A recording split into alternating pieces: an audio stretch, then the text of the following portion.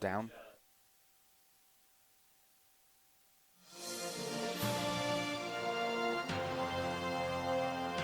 The following is a production of the Averett Sports Network.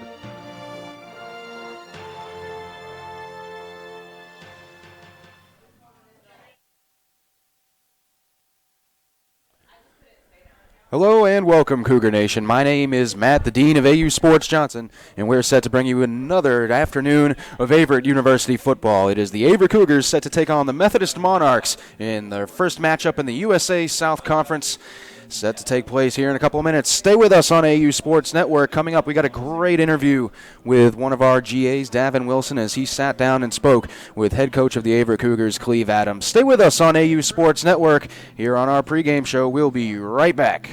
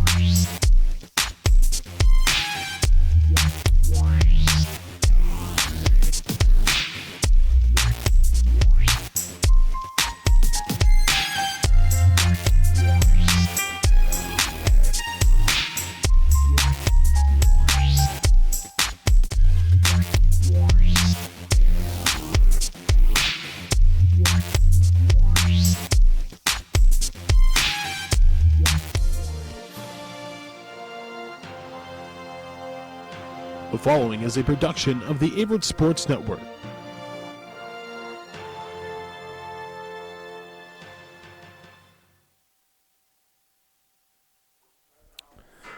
Welcome back to Averett Sports Network. My name is Matt, the Dean of AU Sports Johnson, and we are set to bring up a matchup here today. It is the Averett Cougars hosting the Methodist Monarchs in their first USA South matchup of the season. The Cougars open the year 0-3, all non-conference games. Last week's conference opener against LaGrange was canceled due to rain and hurricane conditions.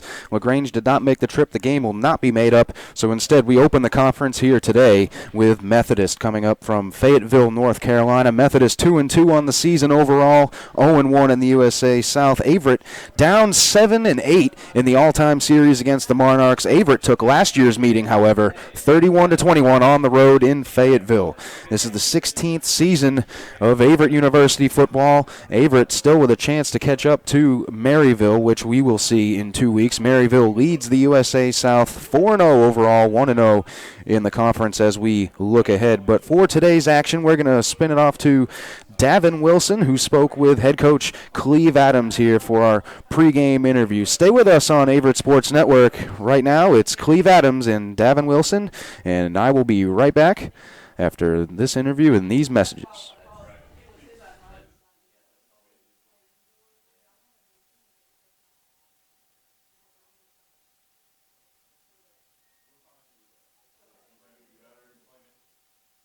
You always mention that Averett is always concerned about not so much looking forward to the next opponent, but worrying about what you guys have to clean up and about what you guys are doing right. What are some of the things that you guys have been looking at that you're doing right, and what are some of the things that you've been looking at that you're doing wrong? Well, to be honest with you, when we sat back and we look at our football team after the first week, 3 weeks of competition, it's obvious that we had to clean up the defensive side of the ball without a doubt. So we've looked at what we're doing defensively. We looked at some things from a staffing standpoint, and basically just getting back to the fundamentals of defense and moving some pieces around to try to get some better pieces on the field and taking care of that aspect of it. From an offensive perspective, we felt pretty good about who we are, what our identity is, but we feel like we have to balance up the run-pass ratio a little bit. So we've been basically focusing on those type of things. Okay. And it's been, you mentioned that it's been, 3 weeks off, and obviously, disappointed not to get in that first game against LaGrange. How have the guys adapted to having such a normal amount of time off? Well, honestly, they're eager to play, and that's understandable coming off an open week. But just like anything else, we have to adapt as coaches, we have to adapt as players, we have to adapt as a program, and we've just basically put a positive spin on it. We basically were afforded a little bit more time to get healthy. And we're afforded a little bit more time to work on Averett University football and take care of some of the little things that we feel like are going to make a difference moving forward.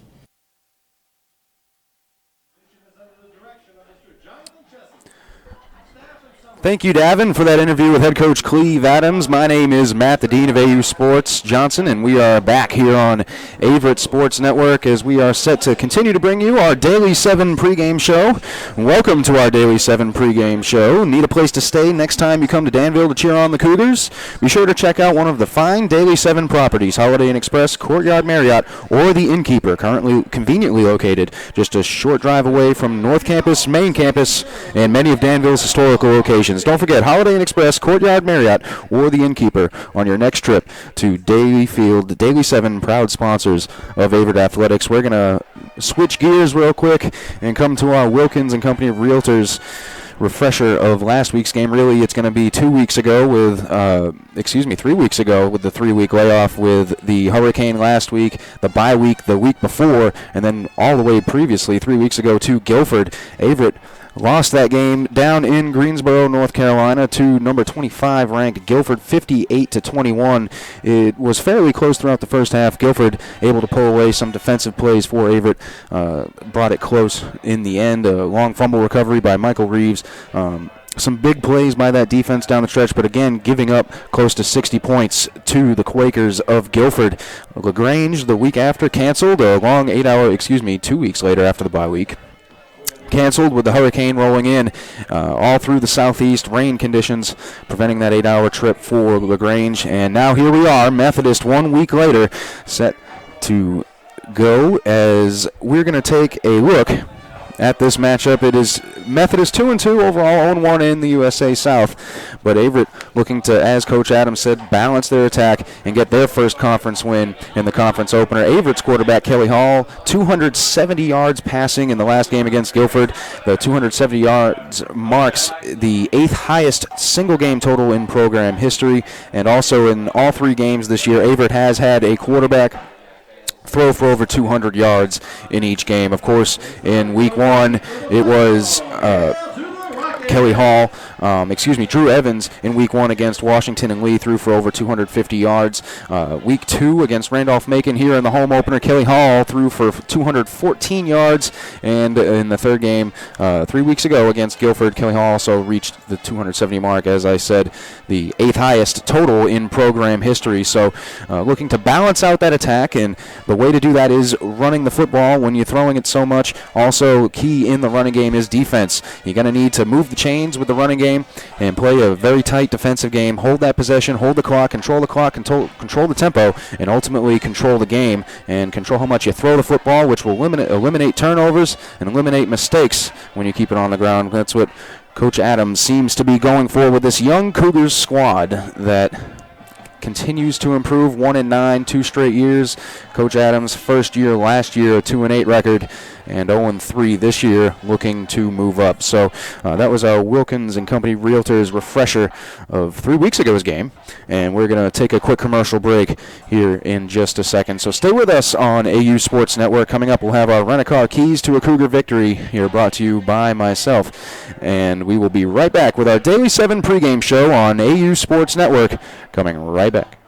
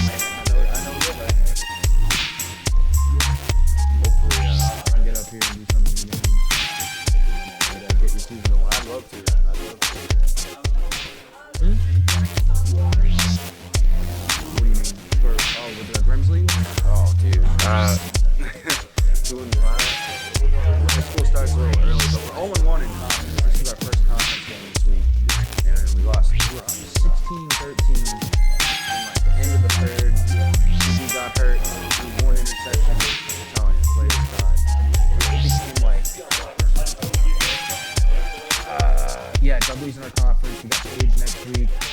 Smith, we play Smith last year. It's in Greenville. Yeah. Dudley's ranked. They're like eighth in the state. Spot in there? Oh, I got you. I'm going to, I got to roll back on so I can get off by the time the anthem starts, dude. Good city fans.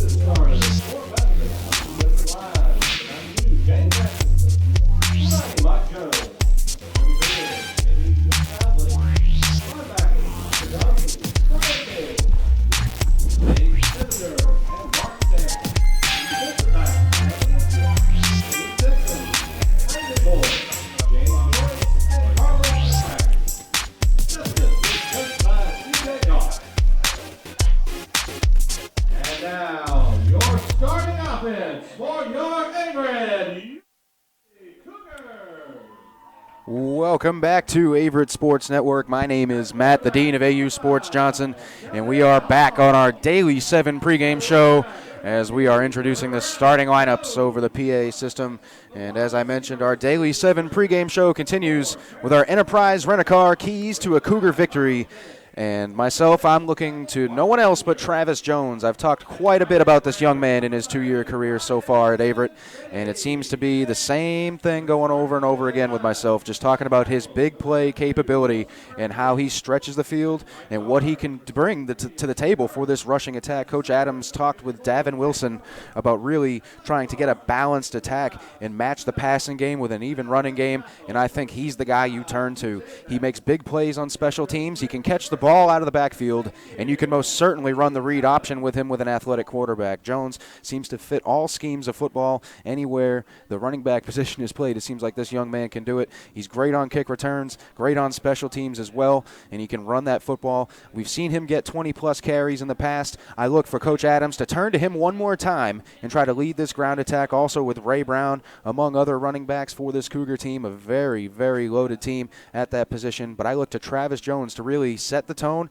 and try to make a difference on the ground for the Cougars as they try to back off the passing game from Kelly Hall and try to give him a little bit more support out of the backfield. So also looking at the defensive end, it comes as simple as capitalizing on your opportunities. The Cougars have given up a lot of big plays, looking back to Randolph, Macon, Guilford, a lot of big plays left on the field that really hurt the Cougars, swung momentum. They need to capitalize and need to play focused. They need to play sound, gap, integrity-based football, and they need to contain the outside. Methodist has a very strong running attack, both with their quarterback and their running back, who is third in the conference in rushing.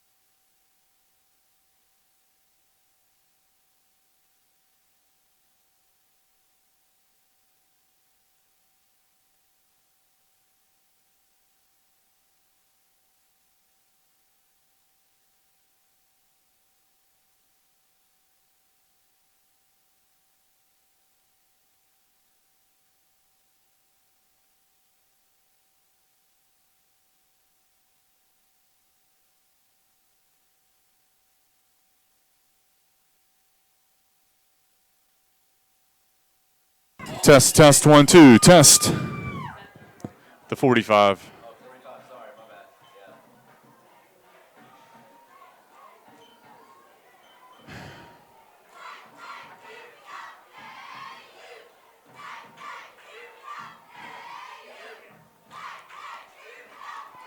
Run 7. Tackle by 20.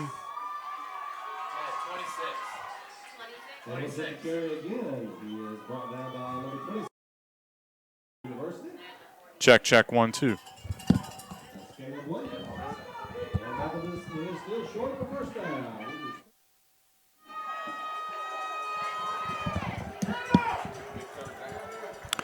Welcome back to Averett Sports Network. Sorry for the technical difficulties. We're at 4 minutes, 22 seconds left in the first quarter, 14-0. Averett on top. Here is the rollout throw to the left side and almost intercepted along the near sideline. It'll set up a 4th and 3 for Methodist. Now on to punt for the Monarchs. This will be Jordan Van, the senior 6'1", 225 punter. Deep to return for the Cougars, standing at about the 10-yard line. This will be Travis Jones. About 41 yards away. The punt from Van. End over end kick. Jones going to let it bounce inside the end zone. It'll be a touchback for the Cougars. Ladies and gentlemen, we do have an announcement. If you have a white pickup truck, license plate DJB 5737, your lights are on. Again, you're driving a white truck, license plate D. Now the Averett offense set to take the field. Third possession in this ball game for the Cougars. Touchdowns on both of their first 2 drives. Long run by Travis Jones on the first one. Brendan Hughes with a spectacular toe touch grab in the corner of the end zone on the second drive. Hall with the back to his left. That's Jones. The play fake almost intercepted at the 30. It'll set up a 2nd and 10.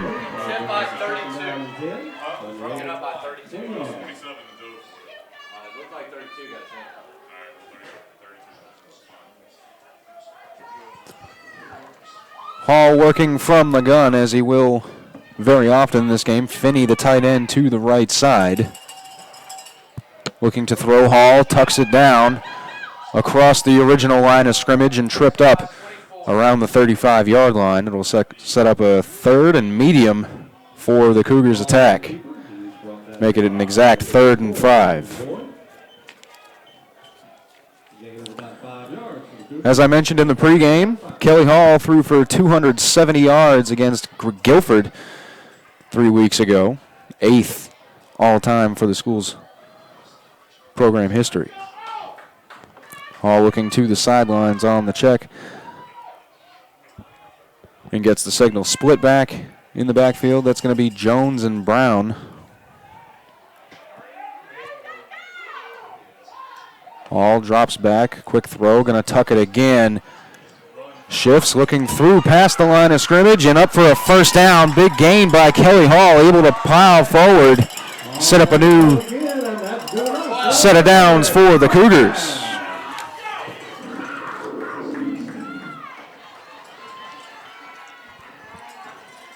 And for Averett, it'll be 1st and 10. At about the 33-yard line. Fakes the handoff, keeps it on the read, up the middle for a short gain. That is Hall. Hall keeps the ball again. He's brought down by Brian Bailey with Methodist. Travis Jones, lone carry of the ball game, a 39-yard touchdown run.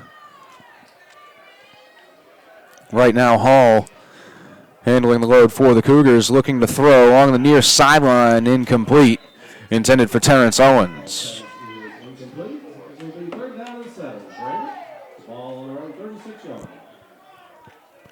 Terrence Owens has made a couple of good plays for the Cougars already this season. We're very familiar with him from last year as well. Getting the signal from the sidelines and setting it up is Hall. Jones, the lone back in the backfield with him. He'll be to his left. Play fake, looks to throw. Pressure right up the middle and along that right side. Brought down for the sack. That'll be number 34, Tevis Dasher, the freshman linebacker out of Georgia. And for the Cougars, this will be their first punt of the afternoon. Hobie Proctor in to do the legwork for the Cougars. The ball at the 33-yard line. Back to return for the Monarchs. It'll be number 24, Brandon Boyd. Good snap and good punt from Proctor. It'll land at about the 38-yard line of Methodist and bounce all the way close to the 20, down at about the 21. Good field position for the Cougar defense as they trot onto the field. Averett's defense has held strong so far in this one. Still holding that 0 on the board, having forced a punt and a loss of down. Or an unconverted 4th down. Van, the lone punt in the game for Methodist as they set up in the backfield. Dylan DeGroot and Amonte Deers in the backfield for Methodist. Here's the handoff. Going to fake on the handoff. Keep it on the read. Throws to the sideline on the screen and read very well by those defensive backs of the Cougars. It'll set up a 2nd and long. That was number 14 on the reception, Dedrick Bowman, I believe. Very short gain, set up a 2nd and 7 for the Monarchs, excuse me. Here is the run right up the middle. That is going to be Deers. Looks like he got enough for the first down. Let's see where they spot it. And they will. It'll be a 1st and 10 for the Monarchs. Under a minute to play in the first quarter. All Averett so far, 14-0. Ball on the 31. DeGroot with Deers in the backfield. Fakes the handoff on the read again. Throws behind the line of scrimmage. Caught on the right-hand side. Big gain for the Monarchs. Breaking free. Crosses the Averett 35-yard line. And it looks like he's tackled at the 33-yard line into Averett territory. That was number 16, Dylan Cummings, the sophomore, on the reception on that right-hand side. Busting through the Averett defense. They've run a couple of those fake read options where it looks like that QB has a triple threat option to either run or throw after he pulls it. Here he does it again. Looks to throw to the left side once again, going to Cummings along that near sideline. He will be forced out of bounds. The ball was out, and Averett says they have it. It looks like Dante Gilbert forced the football. Looks like he ripped it out, and Averett recovered. It'll be Averett offense coming back onto the field. That is senior cornerback Dante Gilbert. Out of Salisbury, North Carolina with the strip. In the second, Methodist has something going. Averett takes the possession right back and set to end the first quarter on a high note.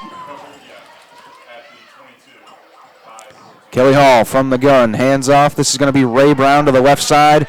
Plows forward and falling forward across the 25-yard line. Close to the 30.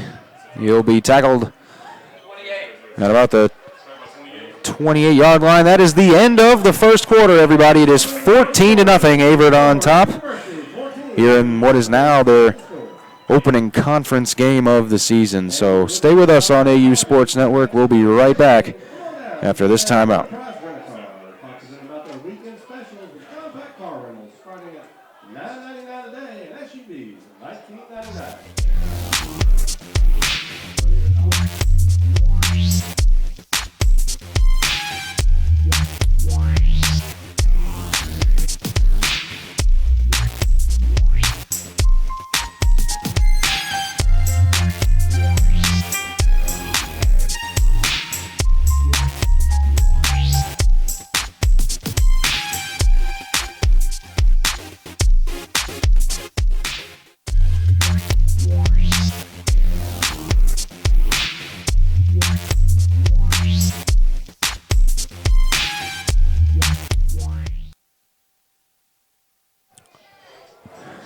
welcome back to Averett Sports Network. My name is Matt Johnson. We are back here for the start of the second quarter as Averett leads Methodist 14-0 after one. Here is, it looks like, Ray Brown again to the left side. And he looks like he may have picked up enough for a first down on that 2nd and 5. Looks like maybe not.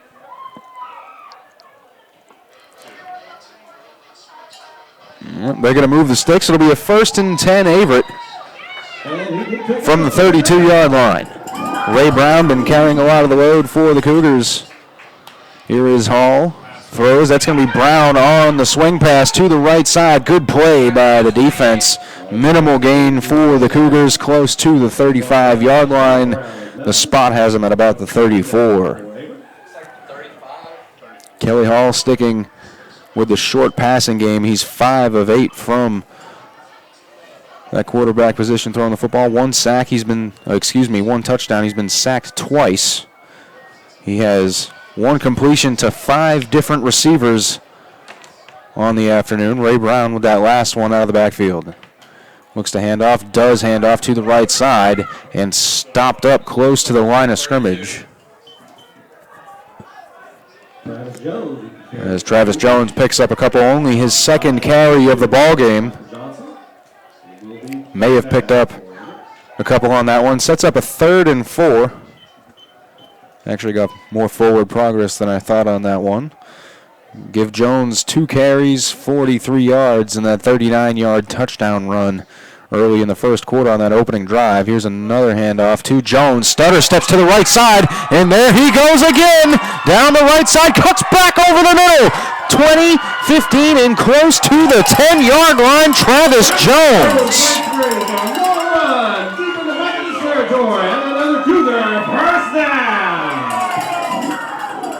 We talked about him in the pregame show. We mentioned that big play capability on special teams, returning kicks, punts, and in the running game, Travis Jones can hit the home run. He's done so twice, setting up a first down for the Cougars. As we have a whistle, it'll be a timeout Methodist after yet another huge run for Travis Jones. That one a clip for 50. And with that timeout, we're going to take a quick commercial break. Stay with us on AU Sports Network. We'll be right back. Chick-fil-A will meet all your tailgating needs, and they're a proud supporter of Averett Athletics.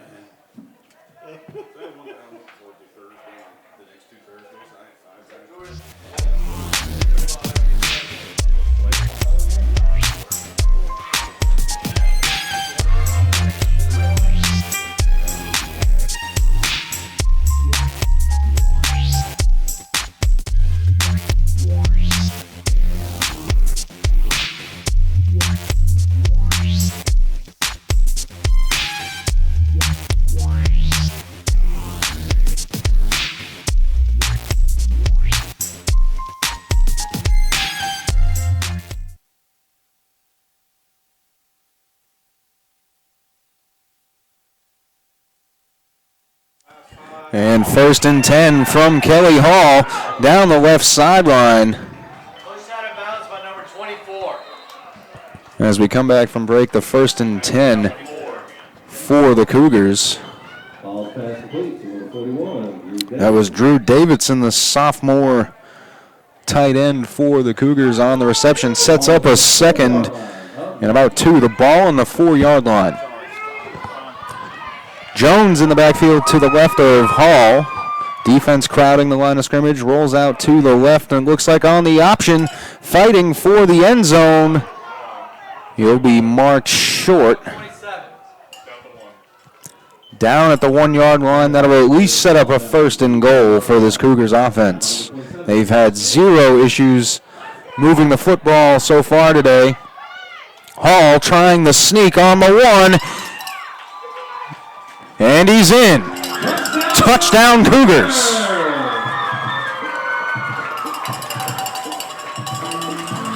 Well, they've kept it on the ground much of the afternoon, and they did so right there going behind center, Captain Jake Comer, as Kelly Hall plows forward on the QB sneak and on to kick the extra point, Obi Proctor.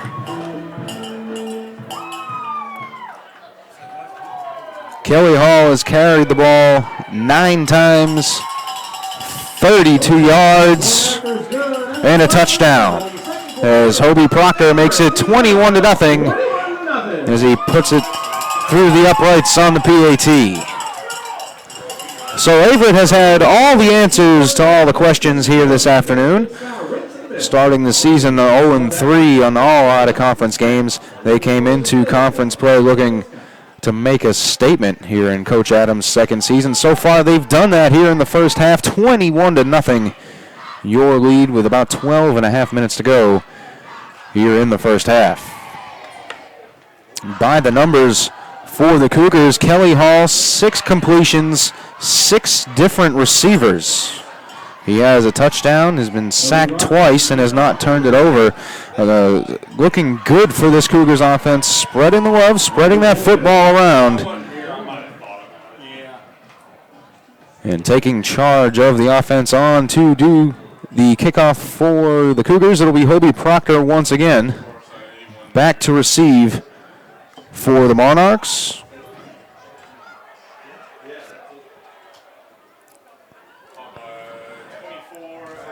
This will be Brandon Boyd on the return. Brought down by Dante Gilbert. Close to the 25-yard line. Looks like the 26-yard line is where they have him down. So 1st and 10 for Methodist.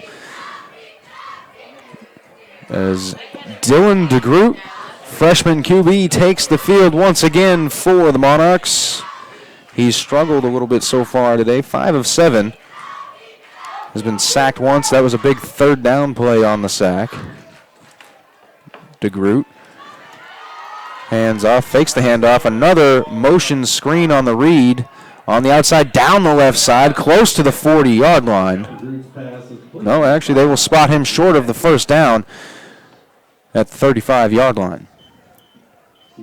Goes out of bounds. It'll be 2nd and 1.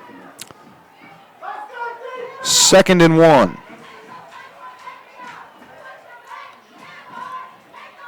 Approaching 12 minutes to go. Here is the handoff.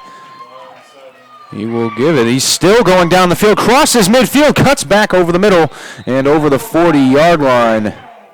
That is going to be Monty Deers, the junior running back. He has found the lane a couple of times on this Cougar defense.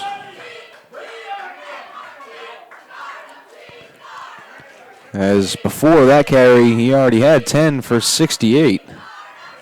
As that one will actually be nullified. The holding will push it back. And the penalty will be against Methodist.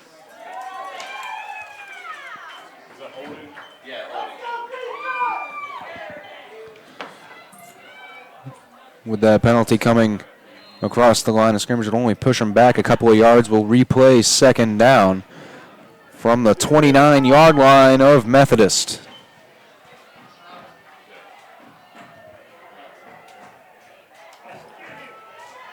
The throw over the middle, caught. Looking to the right side, he'll get over.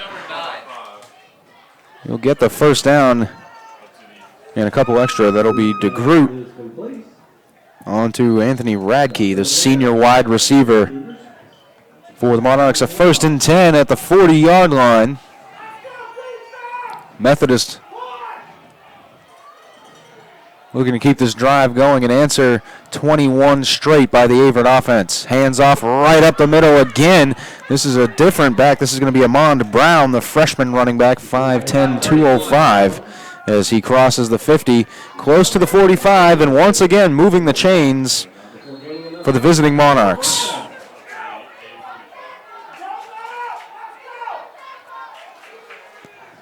DeGroot takes the snap at the 50, fires on another screen pass. That's going to be Dante Gilbert, who allows nothing on the reception. 14 and 31. Dante Gilbert and Kevin Norcott combining on the tackle. Averett substituting on that defensive line, rotating with Sharif Bodie, Nicholas Brown, Aaron Hope, Darren Marison, Kenneth Covington, Victor Miller, all these guys getting good reps along that D-line. DeGroot hands off, keeps it on the read, and once again, a big chunky yardage on the ground. That read option proving to be an effective weapon for DeGroot. And the Monarchs. Deers and Brown also carrying the load. Here's the handoff to Deers. Not much as he's trapped up at the line of scrimmage. Make it 2nd and 10 for the Monarchs.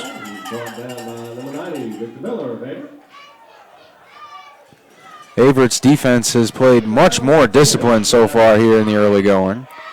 Giving up a couple of plays, but staying where they need to be and trapping them when they can. Here is the throw on the screen. Nobody home.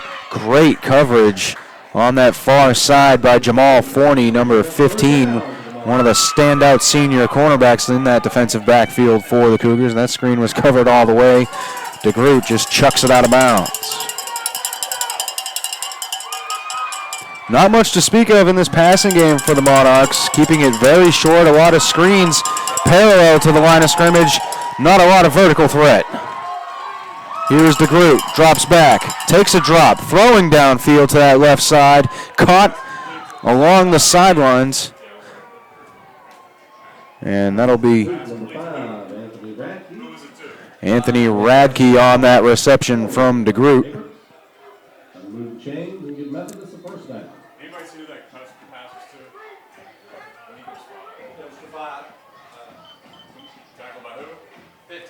DeGroot with Deers in the backfield to his left, keeps it another read screen as Forney gets blocked out, comes back to make the stop before he gets to the sticks. It'll set up a second and medium for the Monarchs. Call it 2nd and 5. That tackle for the Cougars made by number 58, Kenneth Covington, defensive end. DeGroot hands off again on the read, gives it to Deers, and right up the middle, close to the marker. Looks like it will be 3rd and short.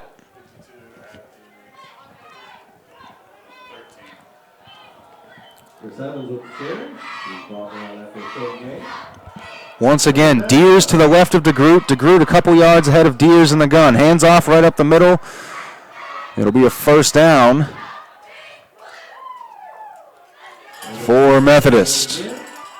It'll set up a 1st and goal. 1st and goal from about the 9. Timeout on the field.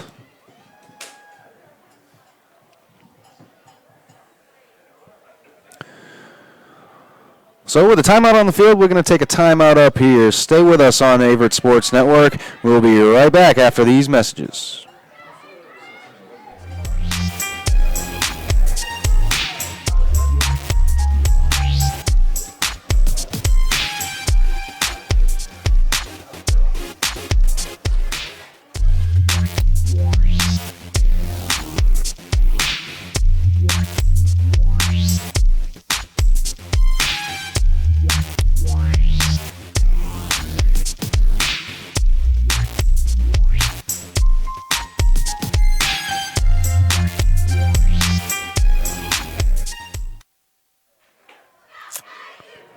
Welcome back to Averett Sports Network. Timeout is over with. We're set to get play resumed here. 1st and goal for the Monarchs. Ball on the 9-yard line. DeGroot with Deers in the backfield. Fakes. No, he actually gave it. Fooled even me with that nice pump fake on the screen. That read, it's a triple threat. Can give it, pull it and run it, or pull it and throw it. As Deers once again up the middle. He will be stopped short of the goal line. Inside the 5. Looks like he's down at about the 2-yard line. It'll set up a 3rd down for this Cougar defense, trying to keep Methodist off the board.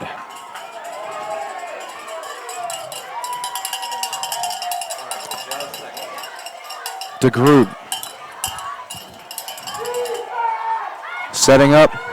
Deers takes it right up the middle. Touchdown on the read. And Methodist gets their first strike of the evening. Make it 21-6. Averett still on top. Approaching 7 minutes to play here in the first half. On to kick the extra point. It'll be Jordan Riling, the senior kicker out of Camden County, Georgia. Right-handed place kicker looking to knock it through the uprights. Averett looking to pressure, try and get a block on the PAT. Good snap, good hold. And the kick is no good.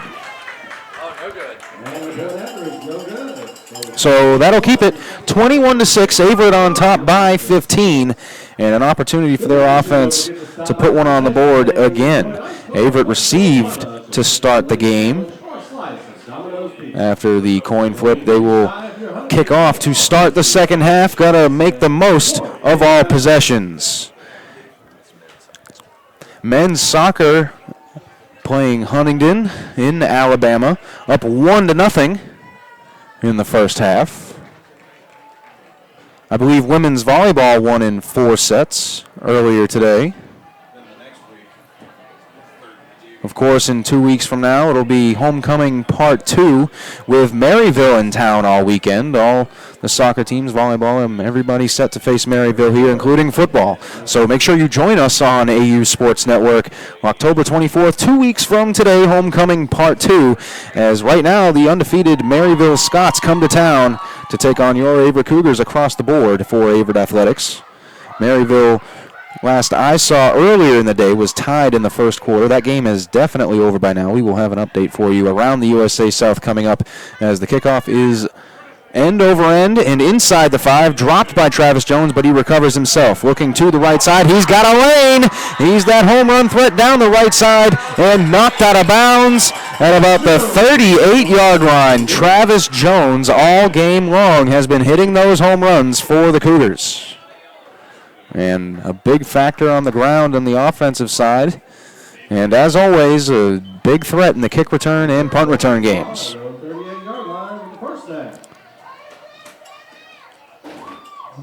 As the Averett offense gets set, that offensive line has done a great job here today for the Cougars. Wilson Gregory, the right tackle, Rasheed Hurst, the right guard, Jake Comer, the center, Spencer Dowdle, the left guard, and P.J. Best, the left tackle.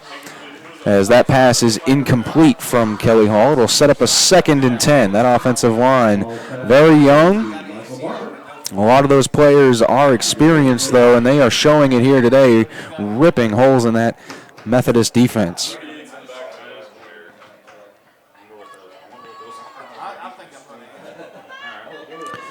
Here's the handoff to the right side on the read as he is brought down. On that carry, it'll be number 38, Sean Bowman, the freshman running back. We saw him a little bit against Randolph-Macon. Really a good option to spell Ray Brown and Travis Jones, give them a breather on the sideline, a little shakeup in personnel as well. Averett always favored having different types of backs that can each do different things. Of course, Travis Jones, the long play threat. Ray Brown, very much a downhill runner. Give him the rock and let him lower his shoulders. Here is Hall. Rolls out to his left on the slide protection. Steps up in the pocket. Breaks through the line of scrimmage and close to the marker. It depends on the spot, but he may have converted that 3rd down. Great job by Kelly Hall to find a seam in that offensive line when protection broke down and able to put it down for a 1st down on a big 3rd.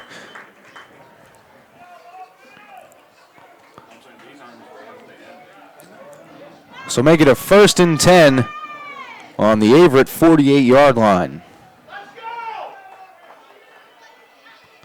Kelly Hall on the shuffle pass to Bowman right up the middle. Big play, 1st down again. Bowman picks up close to 20 yards on the shuffle pass. as he's tackled at the 36-yard line. Averett looks like they're already in the 4-minute offense, trying to bring it up quick. And a fumble by Bowman, and recovered, it looks like, by Methodist. And they signal Methodist football. Kelly Hall knew it right away. Once that ball hit the ground, Methodist was able to hop on it and recover the football. So here come the Monarchs on offense.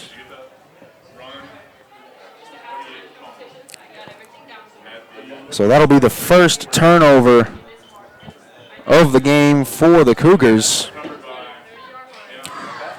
And it comes at a bad time. Momentum shifting in the favor very much towards Methodist. They just ran down and scored, ending that 21 straight point streak for the Cougars.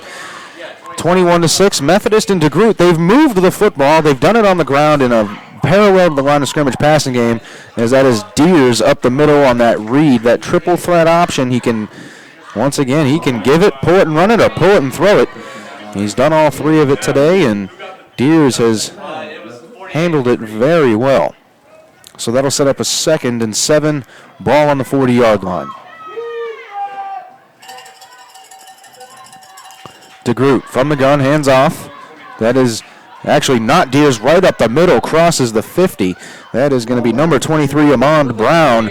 It's been him and Deers in the backfield along with DeGroot. And everybody seeming to move the football just as effective. Again, Methodist now in the 4-minute offense, trying to move quickly, hands it off to Brown. Nope, it's the screen fake, and tackled at the line of scrimmage by Jamal Forney. That is going to be Radke on the catch. Yes, sir. At the Averett 47. That'll set up a 2nd and 9, ball on the 47-yard line. DeGroot takes the snap in Averett territory from the gun. Wide open along the sidelines, making the catch. That is going to be number 16, Dylan Cummings, the sophomore receiver. He's got a couple of catches this afternoon. He's actually the leading receiver for Methodist in yardage, as that'll actually be his 4th reception. Give him over 60 yards receiving in the game, 64 to be exact. Averaging 16 yards a reception. Here's the handoff. This time it's going to go to Brown. And once again, close to the first down marker. This time over to the right side on the read. They will move the sticks.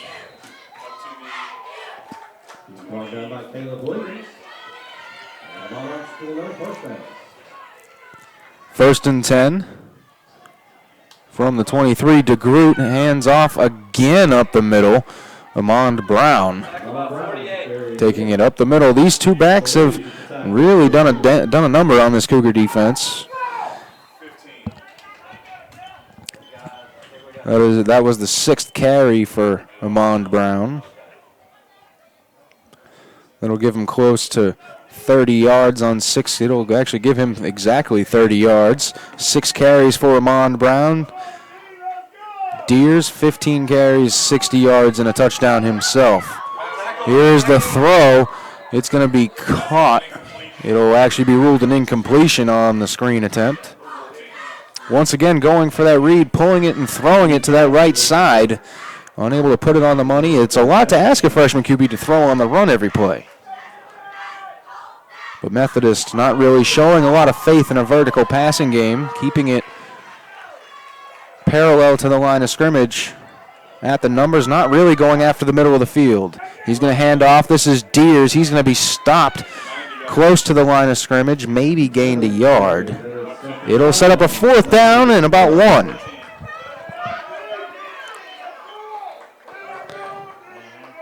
Fourth and 1 from the 14-yard line. 3 minutes, 45 seconds remaining here in the first half.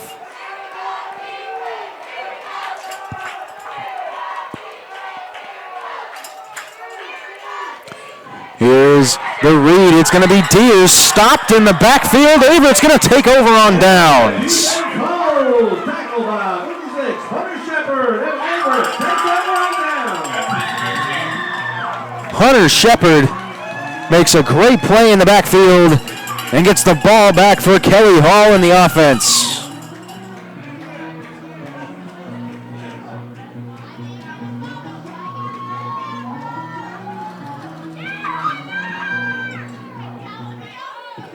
As now the offense gets set to take the field. They got about 3.5 minutes to try to drive down and put one on the board before the half. Here's the triple option. They pitch it out. And it's going to be Ray Brown on the carry on the option. Along that left side, he'll pick up a couple, not very much. It'll set up a 2nd and long. Picked up a couple on the play. Split backs, actually it's going to be Jones in the gun. Ray Brown in the wing. Here is Jones. Stutter steps going to his left. Tackled along that near sideline of Averett. It'll set up a 3rd and medium. And on that 3rd medium, make it 3rd and 4 for the Cougars offense. Travis Jones has been nothing short of spectacular in this game so far.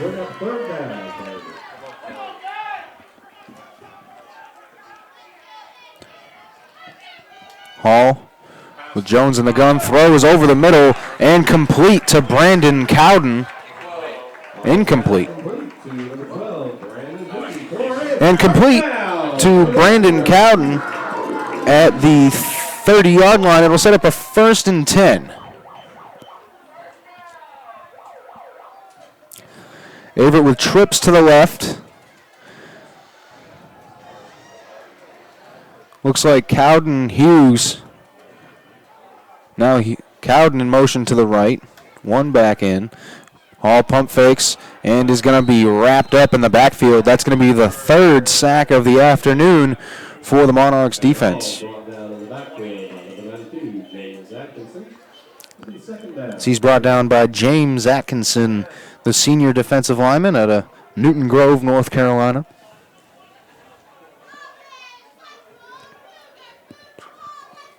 Offensive line has given up a little pressure in the passing game. Hall has done a good job avoiding it, has allowed 3 sacks as the offensive line. Throws to the left in a great defensive play on the receiver, Brendan Hughes. It looked like Hughes could have gone back to get the ball weighted on it on the comeback, and a very nice defensive play. That play made by number 1, Carlos McCracken, freshman cornerback. Out there on the near sideline right now, still matched up with Hughes on the outside. Hughes a big target, about 6'3", maybe 6'4". Saw his leaping ability in the end zone towards the field house. Is this going to be again to Hughes? It's intercepted. A lead blocker down the field, and it's a touchdown, Monarchs. Forcing the screen pass. Read brilliantly.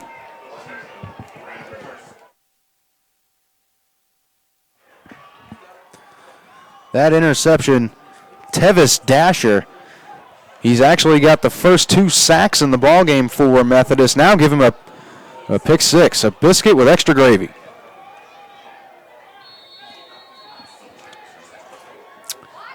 Your score 21-12, extra point pending. It looks like Methodist is going to attempt the 2-point conversion, try to make it an even touchdown ball game.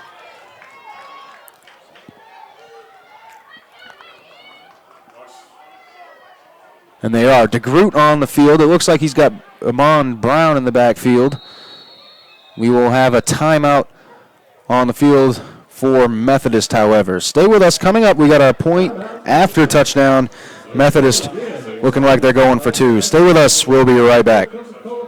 Chick-fil-A sandwich or some Domino's pizza.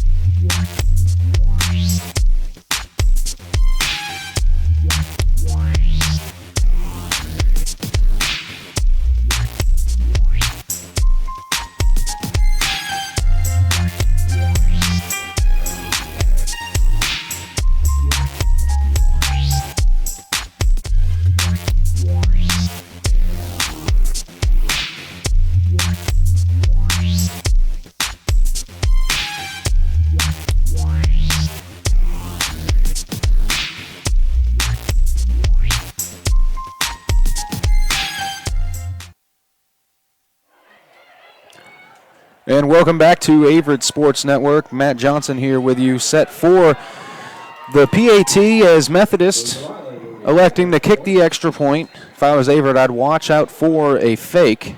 Jordan Van has thrown some passes on the season. He's the holder right now, also the punter. Good snap, good hold. And the kick is no good once again. So your score will stay 21-12 after 2 missed extra points by kicker Jordan Reiling for Methodist. Also, just in, Averett with a 1-0 victory at Huntington. Men's soccer getting it done in Alabama. Always good to get a win in conference play in any sport. So now Methodist set to kick off. We've got 1 minute and 15 seconds remaining here in the first half. Averett does have 2 timeouts and can make something happen if they use the sidelines and they protect the football. That's the number one thing we want to see. We've seen a couple of turnovers. The 26-yard interception returned by Tevis Dasher made it a 21-12 ball game. Kelly Hall and Sean Bowman fumbled earlier this quarter. So after a hot start for Averett in the first, it's been all Methodist here in the second. Averett, of course, will have to kick off to start the second half as well, all adding to make it even more important that they try to score and get some points on the board before the end of this half. Try to cancel out some of this Methodist momentum, as this is Travis Jones going to take the return, and he is smacked right at the 20-yard line. So Jones has made some huge plays here for the Cougars so far, but on this one he'll have to settle for a minimal return as the Averett offense comes out to take it at the 21-yard line. They've got 79 yards to drive to put it in the box here before the half. Let's see what Kelly Hall and the offense can do.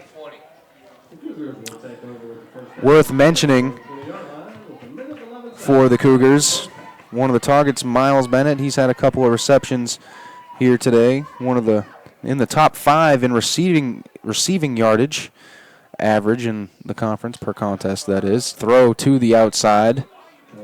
It'll be caught.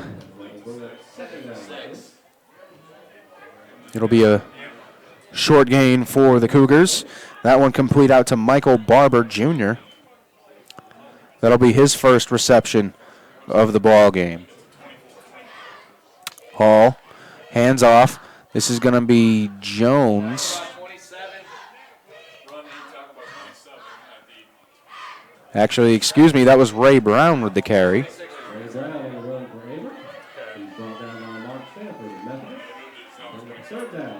Kelly Hall, Brown in the backfield with him. Rolls out to his right, steps up, throws. Downfield, he's got a man. It looks like Miles Bennett down the right side inside the 20 of Methodist and knocked out of bounds. Flags come raining in. What a big-time throw by Kelly Hall. That's a great throw considering the short memory you need to have and to trust that throw on the run after throwing an interception for a touchdown on a screen pass. Kelly Hall comes back slinging and throws one down that far side for a huge chunk of yardage. Well, let's see what the laundry is.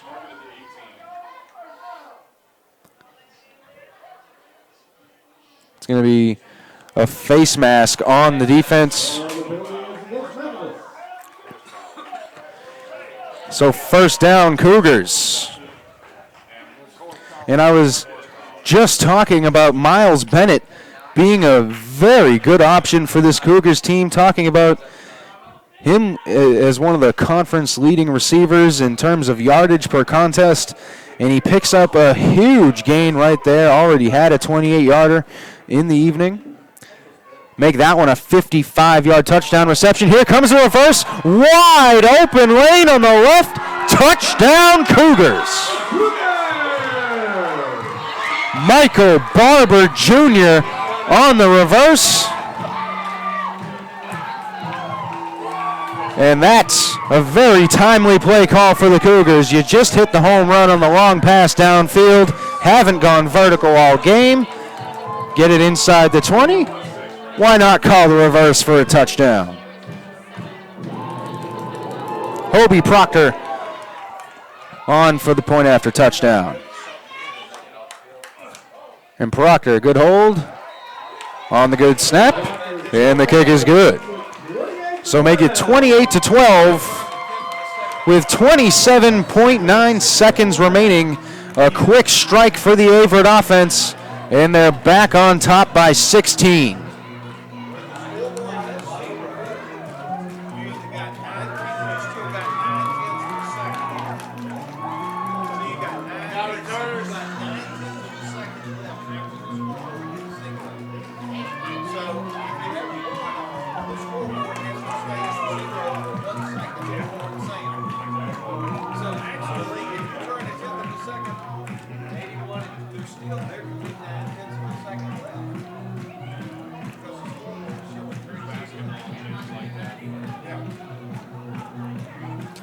So Averett set to kick off with Proctor, and something that has really been an area of weakness for the Cougars since I've been here, since I was a player. It's been scoring within the 4-minute mark at the end of quarters, at the end of halves.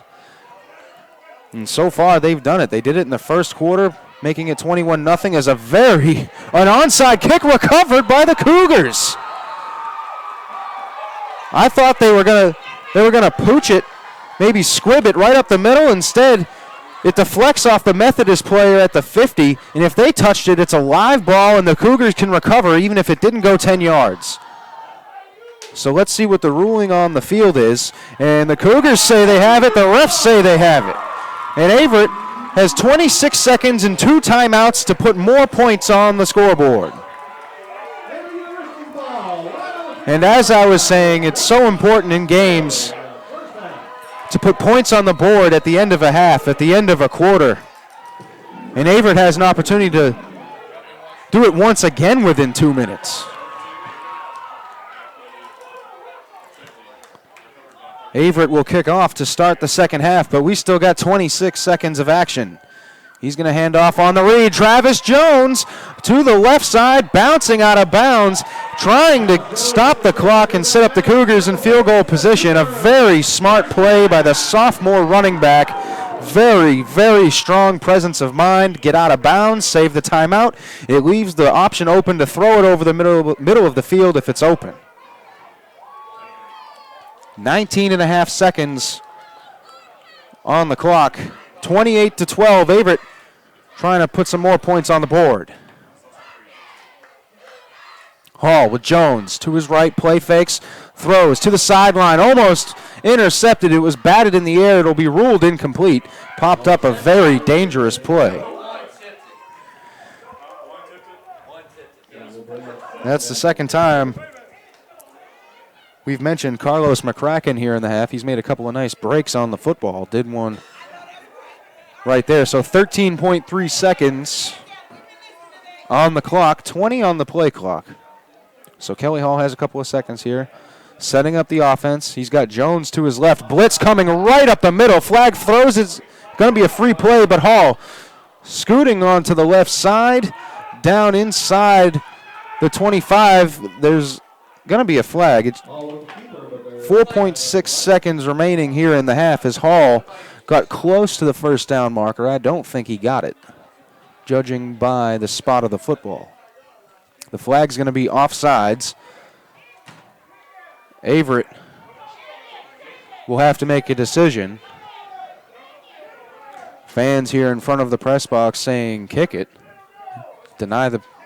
Basically defer on the penalty, accept the result of the play, and kick a field goal, which Averett will decline the penalty.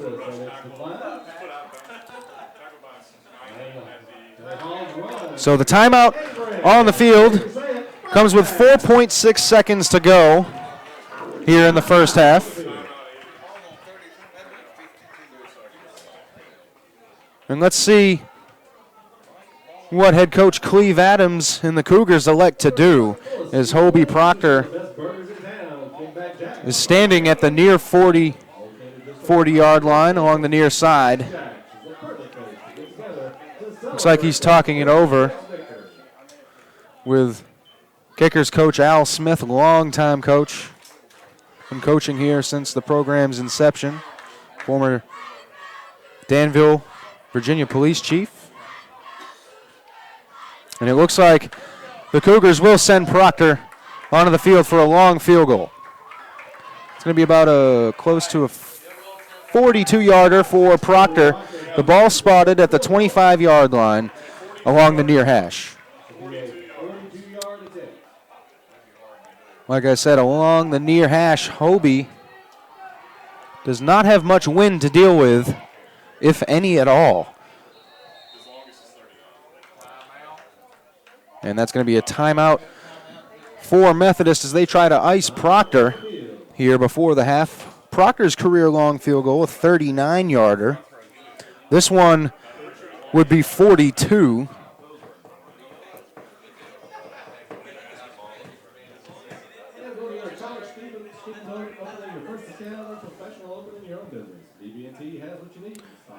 As we take a look at some of the numbers, that touchdown drive on the last Cougars drive before the fumble recovery on the onside kick attempt.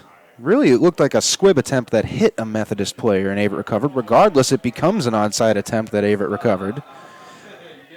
55-yard reception by one of the conference's leading receivers, Miles Bennett.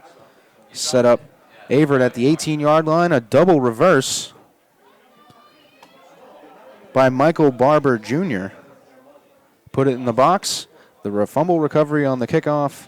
And now the Cougars looking to go for the field goal attempt. It's going to be a timeout again, third straight timeout upon the setup at the line of scrimmage. So Proctor will have one more chance to sit and think as Coach Cleve Adams calls a timeout with the 4.6 seconds left.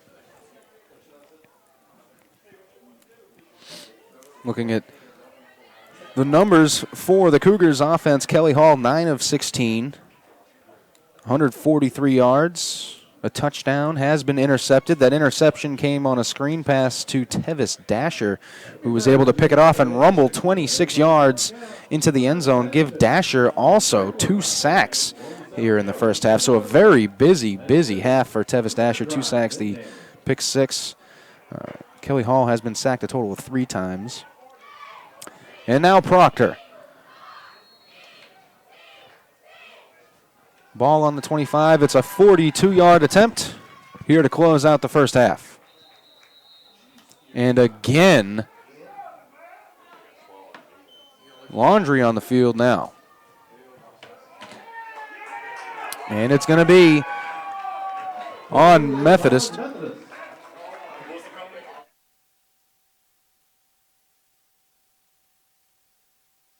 That call going to be 12 men on the field for Methodist. That'll bump Averett up 5. So instead of a 42-yard and career-long attempt for Proctor, this becomes a 37-yard field goal from the 20-yard line. Good snap. Good hold. The kick is blocked. It is going to be recovered by Methodist. And that is how the first half of action will end. The Cougars on top 28-12 over the Methodist Monarchs. Stay with us on AU Sports Network. Coming up, we will have our Domino's Pizza halftime show here in just a few minutes after a word from our sponsors. My name is Matt Johnson, the Dean of AU Sports. Stay with us. We will be right back.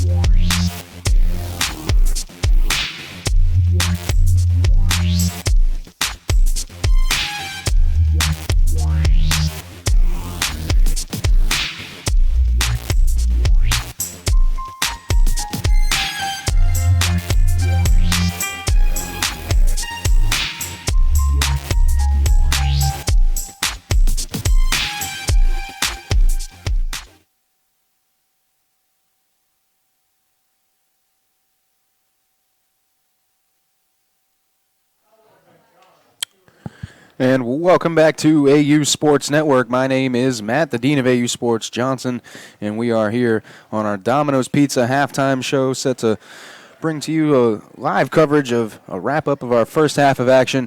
Averett with the lead 28-12, out on top after a huge 21 straight-point quarter in the opening quarter against the Methodist Monarchs. Averett jumped out to that early 21-0 lead.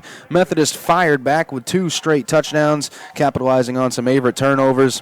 And then Averett, of course, driving down the length of the field in their second to last possession of the first half, able to put a touchdown on the board after a long 55-yard completion from Kelly Hall to Miles Bennett, capped off with a 9-yard reverse from Michael Barber Jr. to the near side of the end zone. Averett's played some great football here today, offensively, defensively, and we'll take a look at it here on our Domino's Pizza halftime show. Jumping back to our interview that Coach Cleve Adams did with Davin Wilson that we showed to you in our pregame show and our Daily 7 pregame show. Coach Adams talked all about the balance and the mix-up of the offense that he wanted his team to play with here against Methodist. A steady balance of run and pass.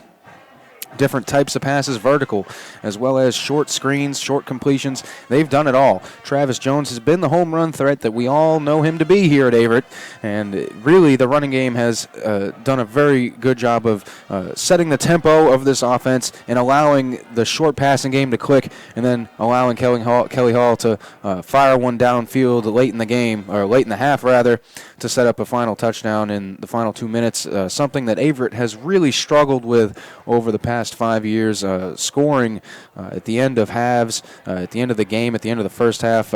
It's a real big momentum shifter, and Averett was able to do it today. Almost finished the first half with 10 points instead of just the touchdown. Averett recovered a fumble on the kickoff.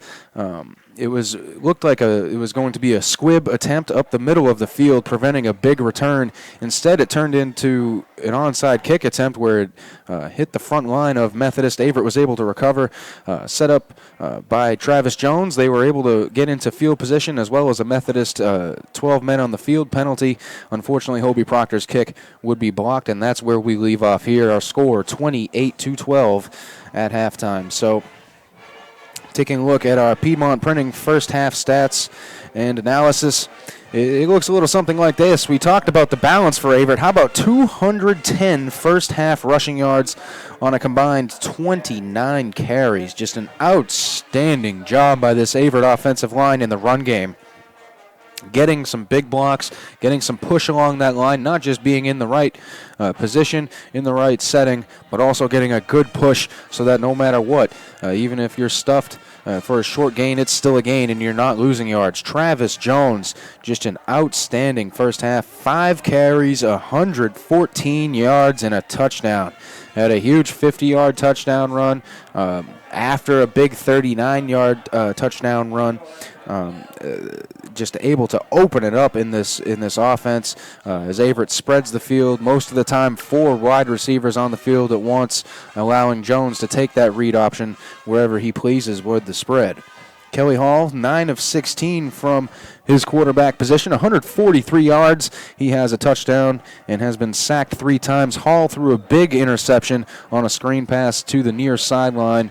It was taken to the house by Tevis Dasher for Methodist, who has 4 tackles, 2 of the 3 sacks against Averett, and then returned that interception off Kelly Hall, 26 yards for the touchdown. That made it 21-12 there in the second quarter. Kelly Hall's 9 completions have come to several different receivers. Looking at the numbers here, 7 different receivers for the Cougars have caught a pass. Miles Bennett, Brandon Cowden, the only 2 receivers with more than 1 reception. Brandon Hughes actually caught his first touchdown reception of the season in the corner of the end zone. I do believe it was his first of the season. I will double check that for us here in a second. But he was able to catch a spectacular grab in that far end zone that put Averett up 14-0 in the early going. Kelly Hall doing a great job spreading it out. So that is our Piedmont Printing first half stats and analysis for our Domino's Pizza halftime show. We're now going to move on to our Trophy and Science Center Player of the Half. And it's very easy for me to say, once again, Travis Jones rushing for over 100 yards and a touchdown on 5 carries, but I'm going to look to somebody a little different who's also stepped up in several of the previous weeks here this season, and that's Michael Reeves. Reeves has done a great job defensively, filling in, blitzing, coming off the edge from an outside rover kind of spot, really moving around, played safety, he's played linebacker, he's moved all around this defense, and once again today he leads the game, or he's tied for the lead of the game with 7 total tackles here today. He's made a couple of shoestring tackles that have really helped prevent some huge gains for this Methodist offense, and he doesn't have necessarily the stuffed stat sheet that he's had in the previous weeks, but he's made just as big of an impact here today. Michael Reeves, you're my Trophy and Science Center player of the half. Really making a stand with that defense, giving up 58 points 3 weeks ago in their last game against Guilford, 40-plus against Randolph-Macon the week before that, and over 60 against Washington and Lee. It's been a very nice change of pace to see Michael Reeves leading this defense the way he always does every contest. But today, for Averett to only give up 12 points in the first half, that is a huge step in the right direction for this defense here this week. Michael Reeves, good job in the first half. Let's see you do it again in the second half. So your score here at halftime, 28-12. We're going to take a quick commercial break here on our Domino's Pizza halftime show. We'll be back in a couple of minutes to wrap this one up, and we will get back to more second half action here, Averett football action here on this nice October evening. It was a little drizzly early on, but it's cooled off and it's staying dry here so far. So stay with us on AU Sports Network. We will be right back. Designed to honor our student athletes and enhance.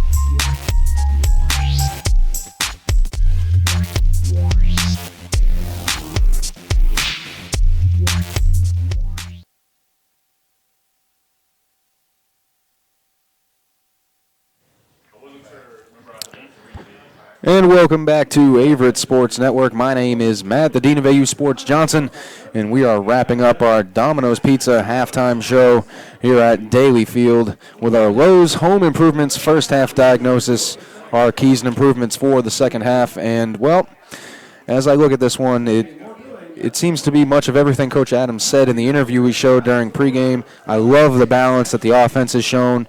It's something I've talked about for a couple of seasons since starting these broadcasts here for Averett Sports Network.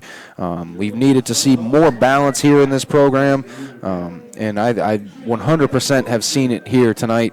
The defense has played some outstanding, aggressive, tight tackling football, and it's allowed Averett to run the football with authority and stay with the game here up until halftime. Averett has struggled offensively in recent years. This year, they've really shown out to have at least improved in their second season in this system that Coach Shannon Johnson is running, this spread offense that Kelly Hall, Drew Evans, everybody has seemingly been effective in, and now the running game really coming to fruition. The home run hitter of Travis Jones he's been outstanding in this game, and it's really all set up with the short passing game and the vertical threat with Kelly Hall, Miles Bennett, Terrence Owens, these big wide receivers. It's all finally starting to click here at Averett, or at least it is in this first half. But offensively, it's been something we've seen all season. First game of the year, Washington and Lee, 35 points. Randolph-Macon, second game, 28 points, 21 against Guilford.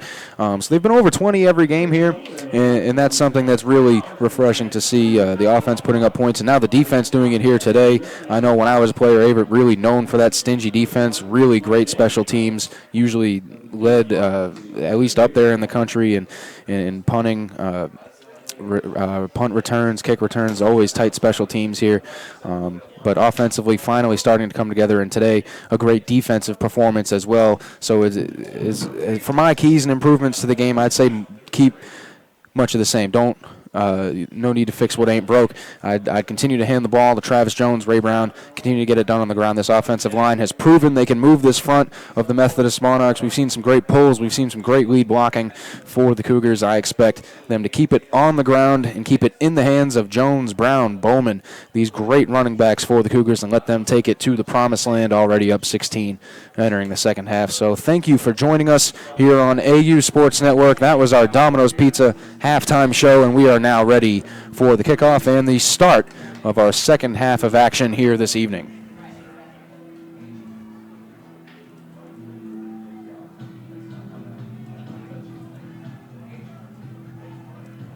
Hobie Proctor doing the kicking for the Cougars, had a field goal blocked at the end of the first half. Did not amount to any damage for the Cougars, but 3 points left on the field.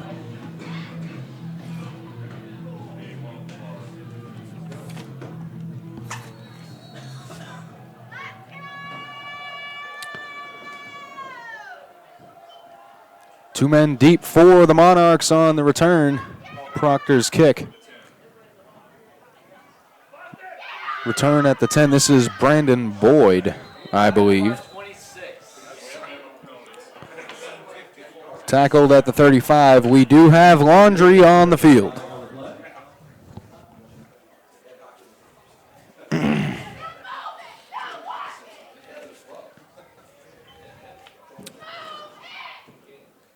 It's going to be holding on Methodist.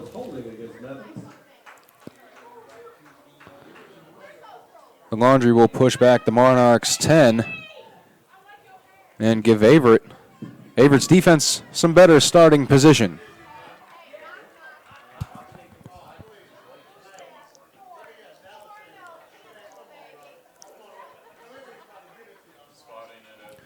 They will make the spot at the 16-yard line.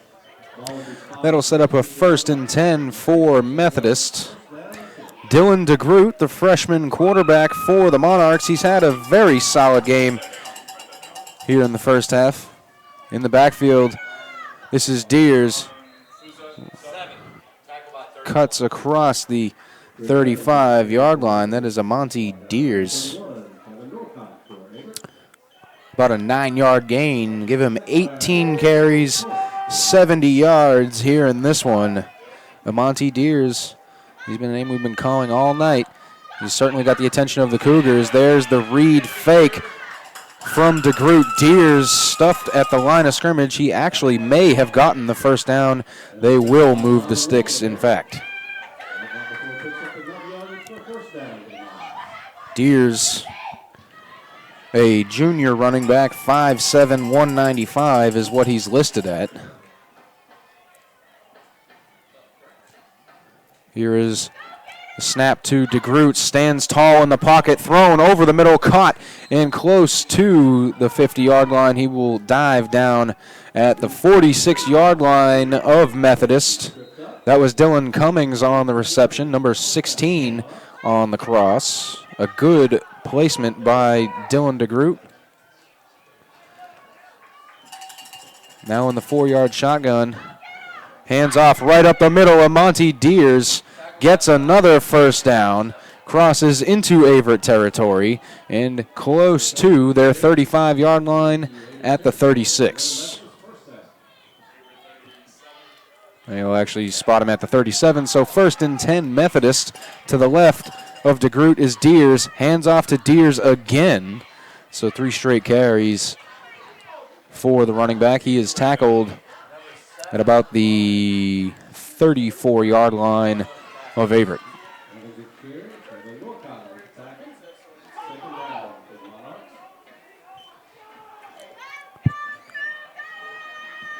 DeGroot, as we said at halftime, 12 of 15 on his throws, 137 yards, been sacked once. DeGroot hands off again, close to the sticks. This is going to be Amond Brown.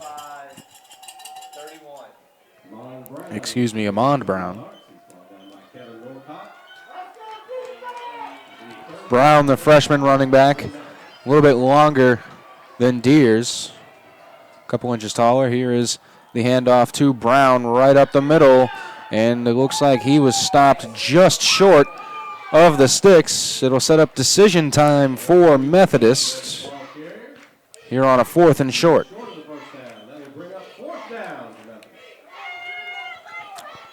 Ball is spotted at the Methodist 29-yard line. 4th and 2. Drops back, looking to throw, stands tall in the pocket and incomplete.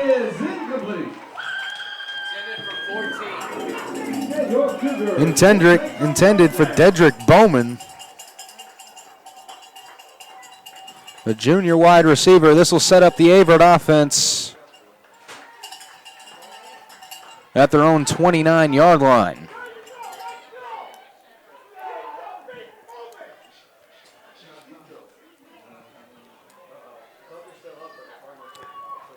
Coming on to the field for the Cougars, Kelly Hall, Travis Jones, Brennan Hughes, Miles Bennett.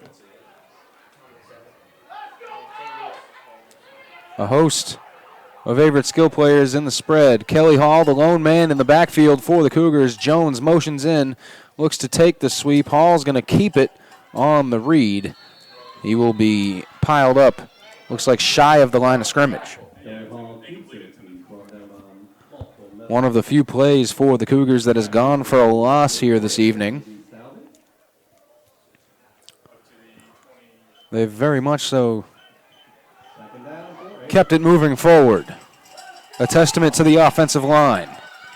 Man in motion. Hall hands it off. This is Jones coming to the near side. Fakes. Cuts inside. It's Bowman, the freshman running back, and he loses the football again. Sean Bowman lost the football. Let's see what the signal is.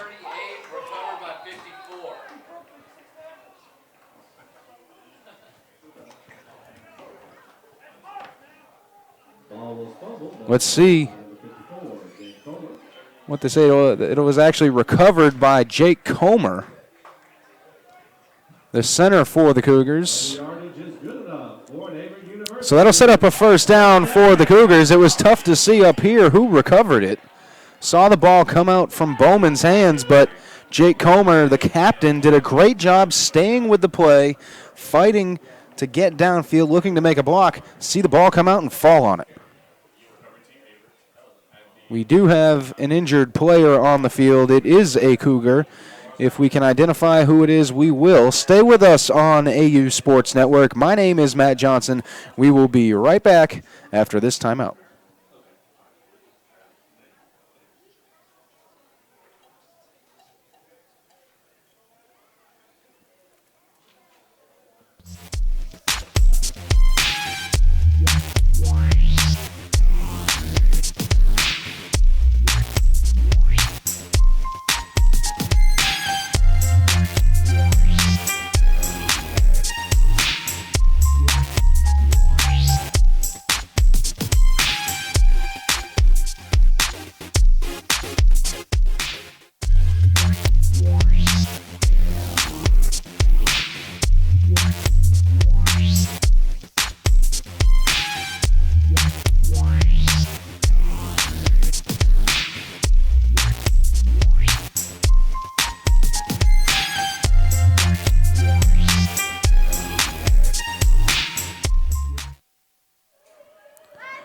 Welcome back to Averett Sports Network. My name is Matt Johnson. Out of the timeout here is Kelly Hall going downfield and complete across the 45-yard line of Methodist.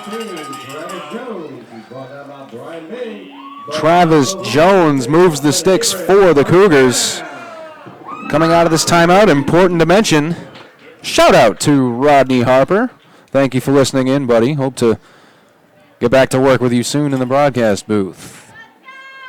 Enjoy the game, buddy. Here is Hall. Motions with Jones to the left side. Hall keeps it on the read. He gets across the line of scrimmage. It'll be second down, Averett.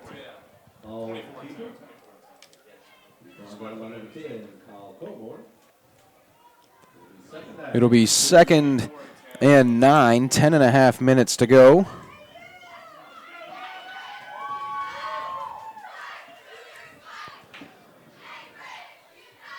Looks like Brown in the backfield with Hall to his right. Hall about 5 yards deep. Brown 6 yards deep. Hall is going to keep it. Looks to throw. Complete over the middle of the field. It's going to be a big gain for the Cougars. It looks like Terrence Owens in for the touchdown. What a great job escaping. Tacklers caught it in the middle of the field. At about the 25-yard line of Methodist, turned and ran into the box, evading everybody. Terrence Owens. 34-12 Cougars on top.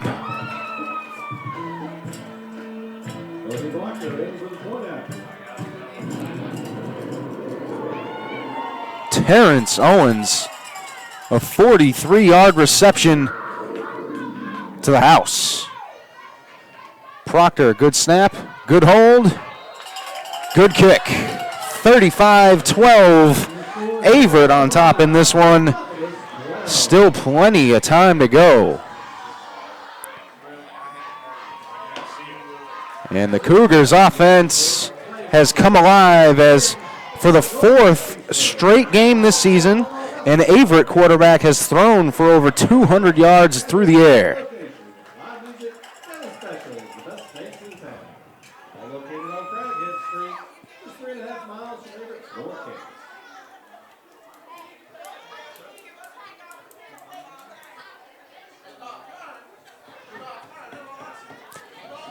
Set to do the kicking for the Cougars. It's going to be Hobie Proctor to kick it off again. That injured Cougar that was down prior to the touchdown, Sean Bowman.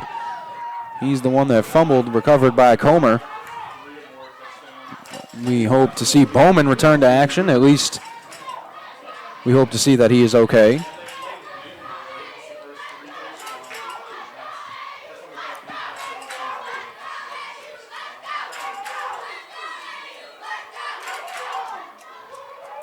Proctor set to kick.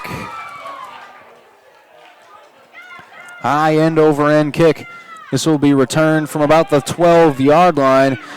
Very nice return out across the 35 and shy of the 40-yard line.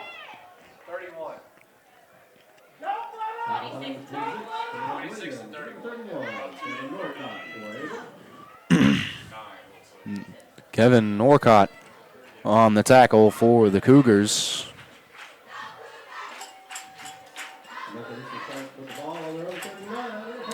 Methodist coming out in the spread. That looks like Deers in the backfield, a couple of yards and behind and to the left of DeGroot. DeGroot hands it off to Deers. He had trips left. And that handoff up the middle, good for a 4-yard gain, we'll call it. Call it 2nd and 6.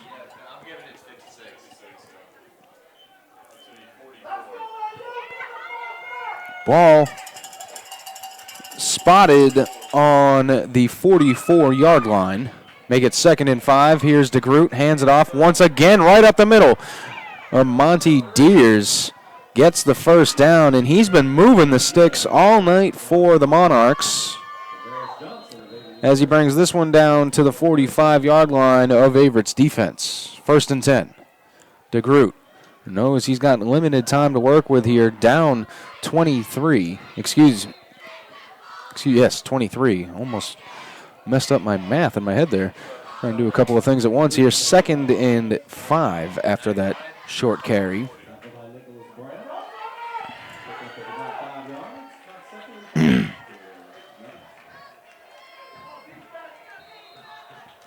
Nicholas Brown with that last tackle. He has the lone sack on DeGroot in this game, as that false start on Methodist will knock him back 5.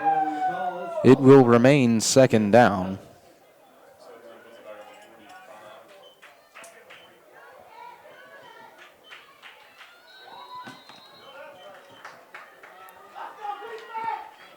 DeGroot takes the snap, drops, throws, and incomplete to the right side. Make it a 3rd and long. 3rd and 10 to be exact.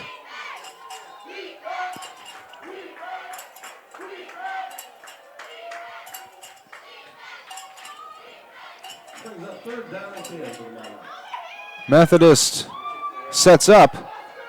Balanced formation, 2 receivers right and left, running back with DeGroot, throws right side and complete inside the 25-yard line, down at the 22.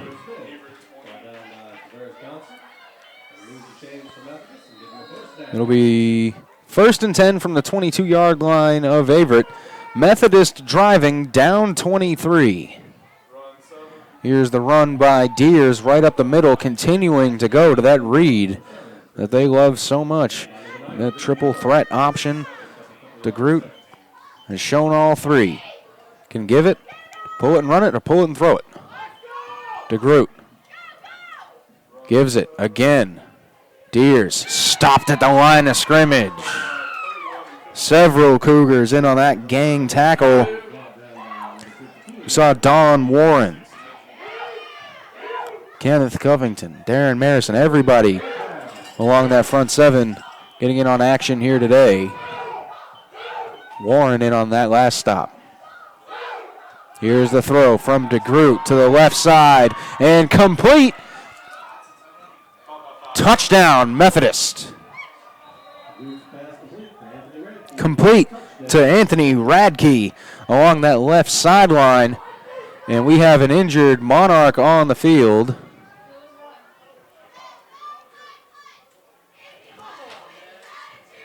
That'll make the score 35-18. Averett still on top, approaching 7.5 minutes remaining here in the third quarter.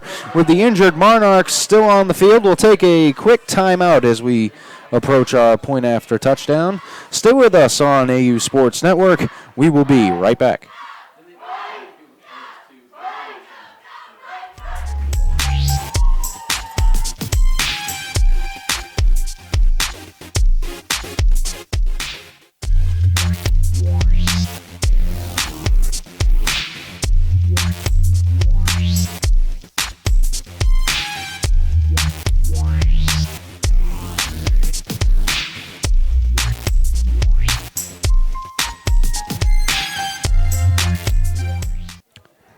And we are back on Averett Sports Network. There's the swinging gate that you'll once in a while see high school and college teams use.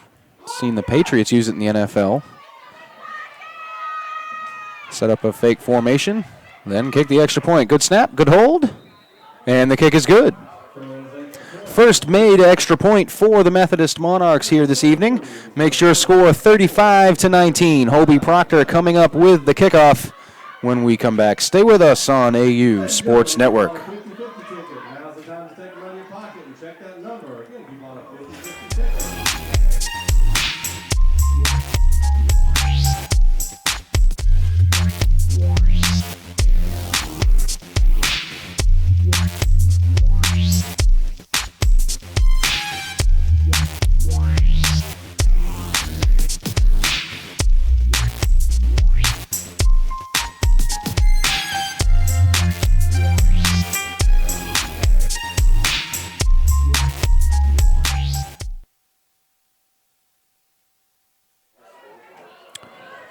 Welcome back to Averett Sports Network. My name is Matt, the Dean of AU Sports Johnson, and we are here back at Daly Field. Averett on top in this contest, 35-19.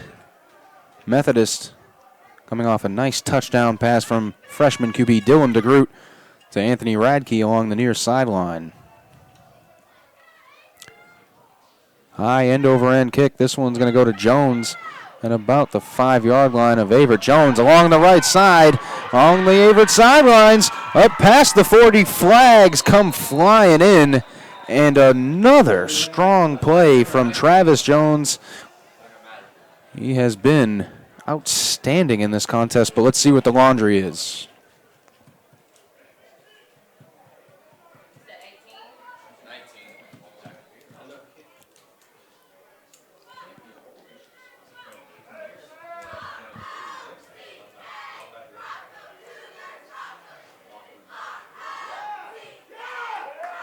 And it looks like, from the sounds of it, it might be on Methodist. Then again, I'm not sure how. Oh, it'll be a face mask on Methodist. It'll be plus 15 for the Cougars. So some outstanding field position for the Averett offense as they will start this drive at the 38-yard line. And they've really got Methodist on their heels.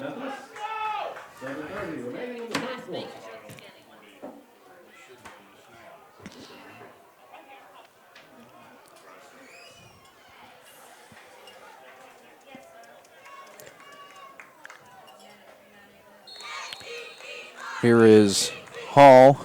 He's got Ray Brown to his left. Motioning is Miles Bennett. Here's the handoff. Fakes on the rollout to his left and incomplete. A tough throw from Hall. Was not that far off. Intended for Michael Barber Jr. He scored the touchdown on the 9-yard reverse earlier in the first half. Kelly Hall with Brown to his left. He's got Brennan Hughes, the lone receiver, to his right. Tight end Brian Finney to the left. Two receivers to the left as well. Here's Brown right up the middle. Give him a first down and close to the 25-yard line. They actually have him down at the Methodist 28, but it still moves the sticks. 1st and 10 for the Cougars.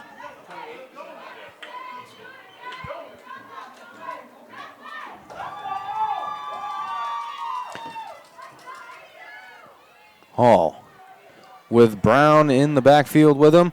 Line jumps. Let's see what the refs call. It might be a neutral zone infraction. And it looks like they're signaling false start, but if the defense was in the neutral zone, it should be on the defense, but it's a false start on the Cougars, that entire left side of the offensive line.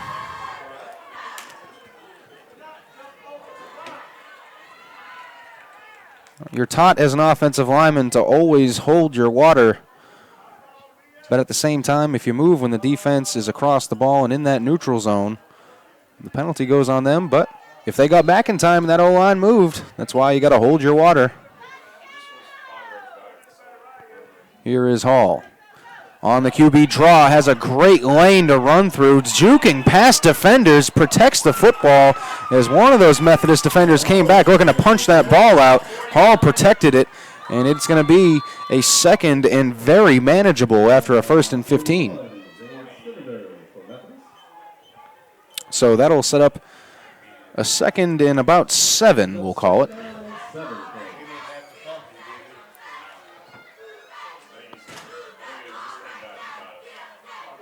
As we have a quick timeout on the field, the Methodist trainers walking one player off. That is not Drew Davidson. Zaid Stivender being helped off the field by the trainers as whistle blows and action will resume. Hall drops back, looking to roll out as pressure comes from Gregory, and Hall is sacked from behind. Wilson Gregory getting beat by the end. The penalty will be on Gregory, who tried to prevent the flag with holding. I mean, definitely rather have the hold and not have your quarterback hit. But this offensive line, including Gregory, has been outstanding this entire game. Hall's been sacked 3 times total in this contest as Methodist will decline the penalty. It'll set up a 3rd and forever, make it 3rd and about 15. Hall, swing pass to Ray Brown, cuts back to the middle of the field, gets a block downfield, down the near sideline, 10, 5, and stopped just shy of the goal line. Ray Brown cuts upfield and makes it happen, converting on the long 3rd down, 3rd and 15, no more.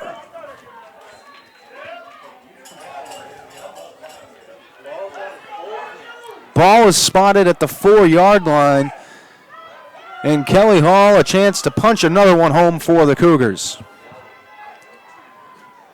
He's going to keep it on the read, up the middle, and tackled just shy of the goal line, brought down at the 1. Kelly Hall snuck one in earlier in the first half. The QB sneak gave him his only rushing touchdown of the game. Travis Jones has another one. Michael Barber with the 3rd and final rushing touchdown on the reverse. Brown stays in the game to Hall's right. Hall in the gun. Hands off on the read. Brown fighting, and he's going to be stopped. They're actually going to lose a couple of yards on that one. Mark Ray Brown down at the 3.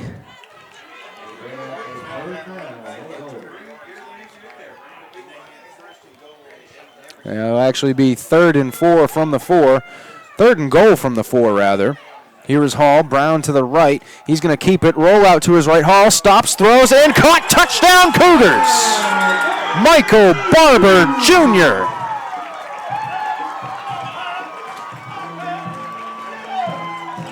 Kelly Hall goes to roll out to his right. And just like basketball, stops and pops with the throw and found Michael Barber Jr. wide open.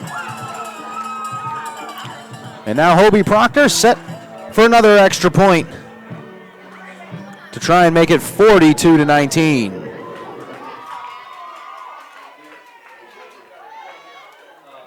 And it's blocked, the second block of the day for Methodist. That's a live ball, and Averett recovered for the 2-pointer. Maybe not. Averett saying they got in. But that's a live ball on the block either way. If Averett ran it in, that should be a 2-pointer. They will say no good. So it'll stay 41-19. A crazy play on the extra point. Second block of the game for the Monarchs defense on Proctor's kicking. First one came at the end of the first half, the last play of the half, a 37-yard attempt. Denied. That one an extra point. Averett stays on top, 41-19, and Proctor set to kick off one more time.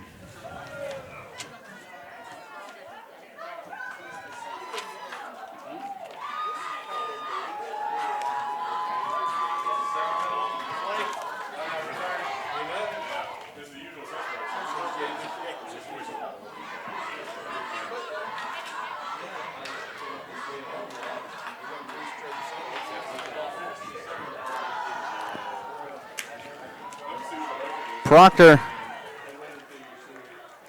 getting kickoff unit all set. Kelly Hall on the afternoon, 13 of 21, 3 touchdowns, 237 yards. Has been picked off once and sacked 3 times. Actually sacked 4 times after that last sack on that last drive. Proctor's end-over-end kick is going to be caught at about the 16-yard line and tackled after a short gain just across the 25, maybe 10 yards on that return.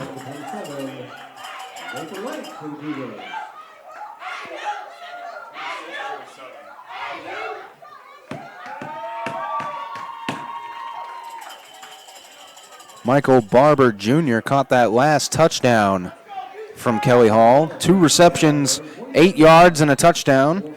Also 1 rush, 9 yards and a touchdown. That one on a reverse. Here is the handoff right up the middle. Amond Brown, he's tackled up across the 40-yard line by number 26, Caleb Williams.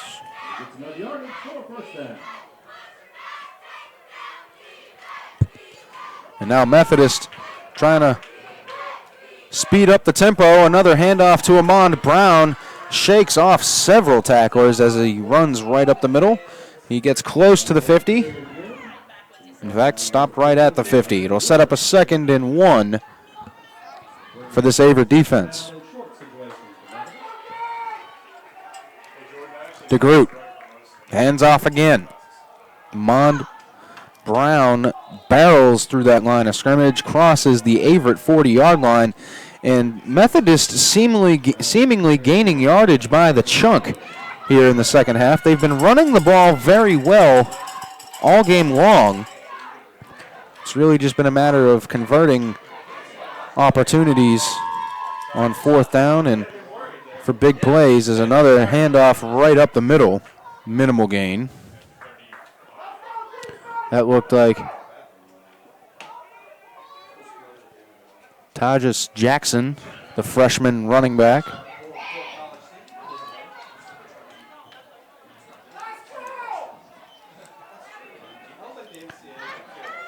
Jackson stays in the backfield with DeGroot. DeGroot throws down the seam and caught. Touchdown Methodist. Big-time reception by the junior receiver, Dedrick Bowman, as he goes flying down the middle of the field and wide open for 6. And that will make it 41-25. Averett on top, the extra point pending.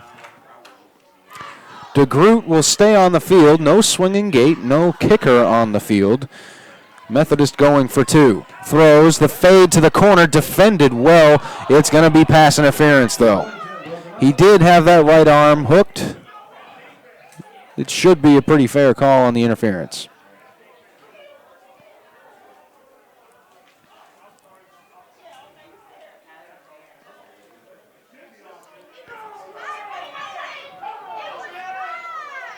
Looking at the numbers for Methodist as they sort this penalty out, it should be pass interference on Averett. Ball at the 1. Replay the 2-point conversion, which they will.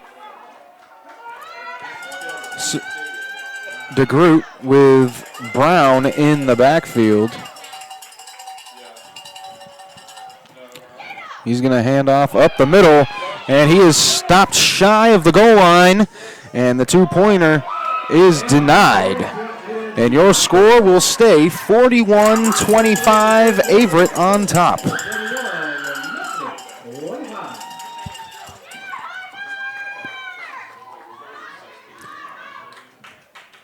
And with the kickoff coming up, stay with us. We're going to take a really quick commercial break. We'll be right back with more third quarter action here on Averett Sports Network.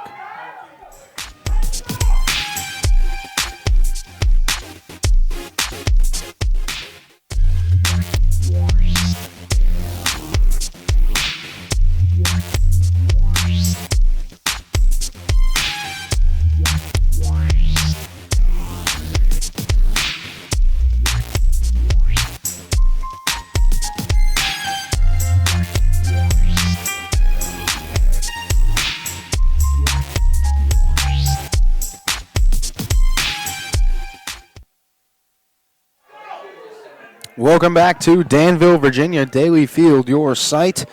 Averett opening conference play after last week's game with LaGrange was canceled.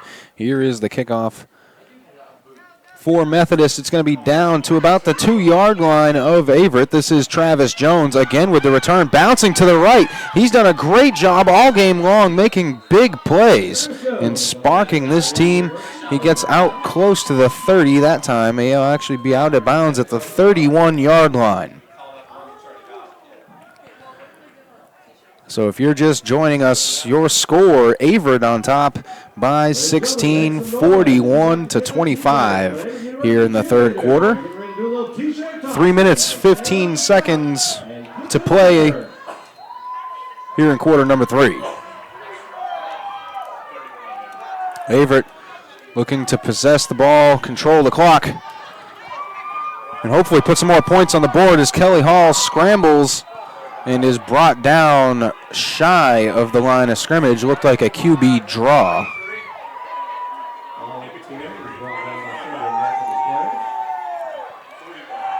So Hall resets the offense. He leads the Cougars in amount of carries, not in yardage, but in carries. He's got 16 carries, 61 yards here on the afternoon. Here's the throw. Hall continues to drop back, is wrapped up, escapes the pressure, and is sandwiched between two defensive linemen, but not until he loses about 12, maybe 15 yards. He really got some depth and sets up Averett with a 3rd and 2 long. I'm going to call it 3rd and about 21. Ball spotted at the 19. It's actually going to be 3rd and 22. That's one of those plays where you have to know when to pick your battles. Maybe taking the sack would have been a good option, but Travis Jones is going to gain some of the yardage back. He will not get back to the original line of scrimmage, and now it'll be 4th and forever.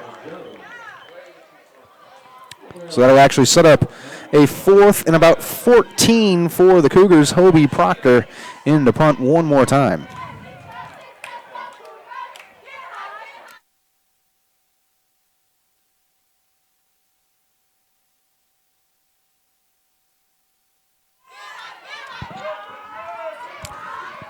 Proctor's punt, high spiraling punt, crosses the 50, bounced at the 47, and recovered by Boyd.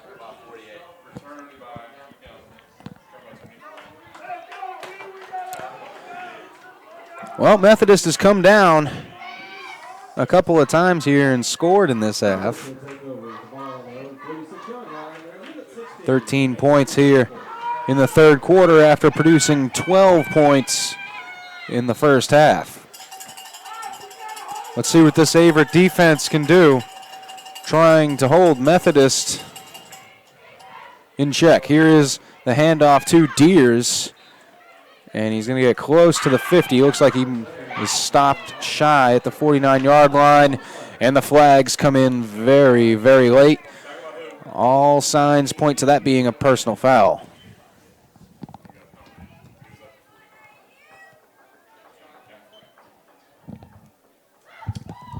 And it looks like it should be a personal foul on Methodist. And it will be. That'll back Methodist up 15 after the play.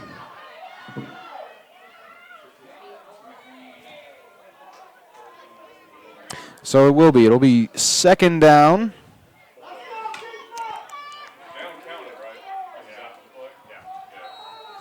So it'll be second down for the Monarchs. Here is the throw from DeGroot. The screen pass. He's going to come back to the middle of the field. He will get back. He actually will lose a yard. And I thought he got back to the line of scrimmage from that play. Instead, he loses yardage. 50 seconds remaining here in the third quarter. Averett's defense needs to hold. Up 16. No sense allowing Methodist to get their hopes up. Ideally, stop him here on third and forever. Get the ball back, punch it home. Maybe get some backups in. Here is the throw from DeGroot down the right side, and a great play on the ball, even though it was overthrown. Jamal Forney laying out, trying to prevent any opportunity of a catch. DeGroot couldn't put it on the money. That'll set up a 4th and 17. Here comes the Methodist punting unit. Jordan Van, the punter.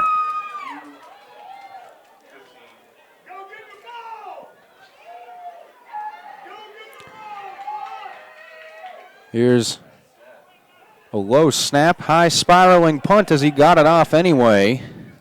It'll bounce inside the 40, and it will stop rolling at about the 28-yard line. So 17.1 seconds remaining here in the third quarter. Averett's offense set to take the field one more time.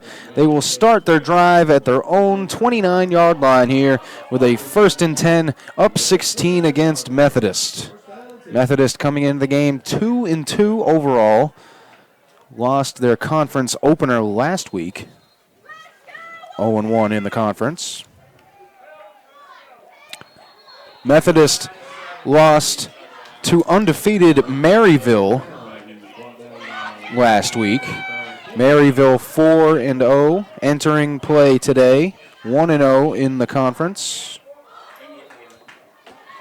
And in the third quarter, it's University 41, Methodist 45. If you're a first-time business owner,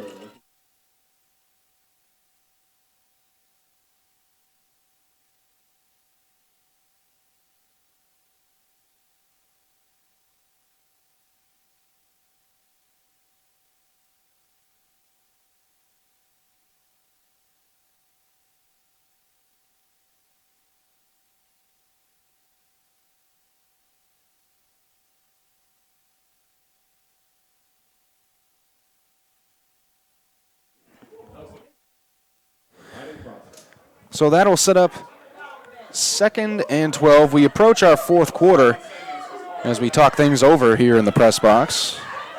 Fourth quarter coming up for Averett. 2nd and 12. 41-25 Averett on top. Kelly Hall, one more touchdown pass would actually tie a program record with Todd Parsons, a storied former Averett University quarterback. I believe he played under an offensive coordinator I played under, Coach Shaw. J.D. Shaw, now with the Bridgewater Eagles. Enjoying a nice season up there. As here comes Averett with Kelly Hall. Looks like Ray Brown to his left. It's going to be a handoff right up the middle by Brown. He's going to gain back plenty of yardage, tackled at about the 35-yard line. It'll set up a 3rd and 4 for the Cougars offense. Not time to put it in cruise control, but definitely time to try to take some time off the clock with each play. Keeping it on the ground. Brown can't keep his footing. He's going to gain about a couple of inches, and that'll set up a 4th and short and an opportunity for this punting unit to get onto the field and give Methodist a tough starting position to get a drive going.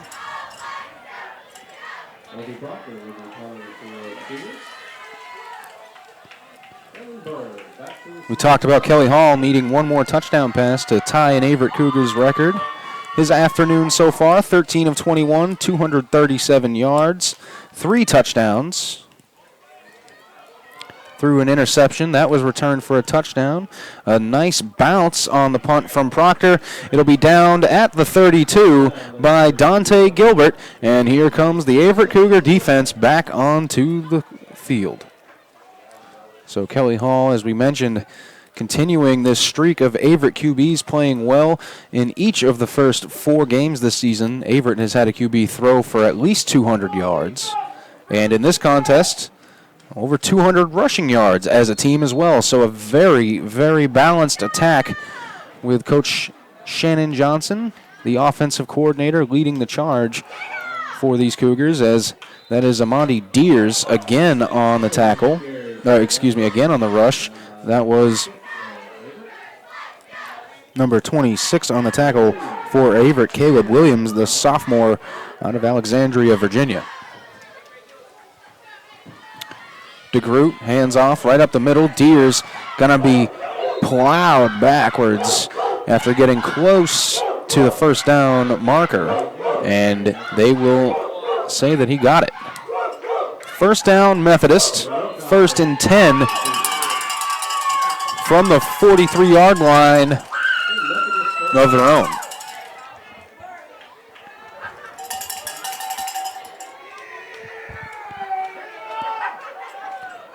DeGroot with Brown in the backfield. Hands off. This is Amand Brown close to the 50. He'll be wrapped up by Hunter Shepard.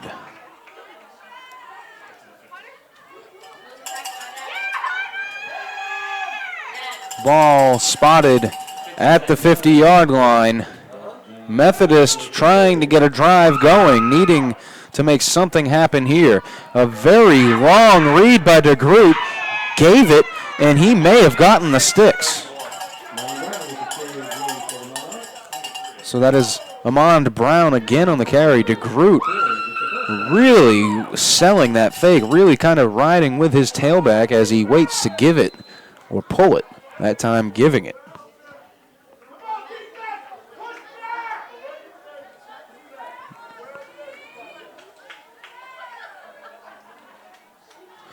DeGroot hands off again up the middle. Brown gashing the Cougars defense.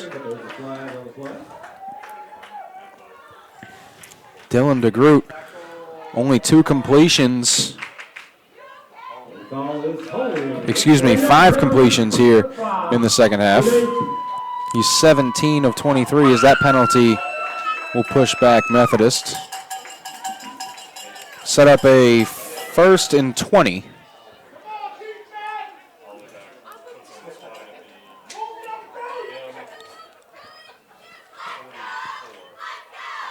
First and 20 from the 44.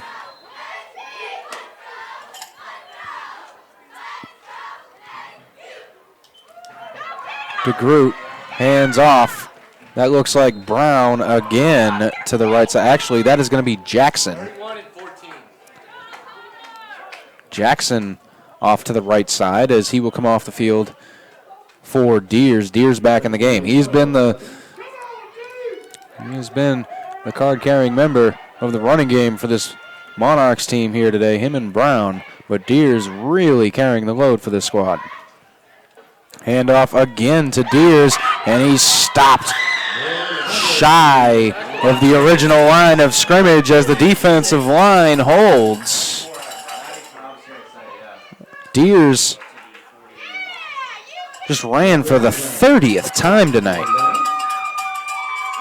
Talk about really carrying this team. Deers 30 carries, 130 yards. Dylan DeGroot in the pocket, scrambles, gets away from the defensive line, down the near sideline, and close to the first down.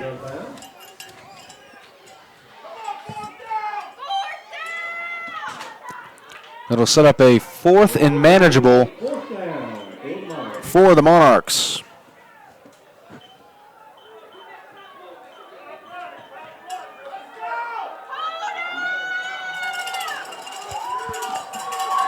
Methodist keeping the offense on the field.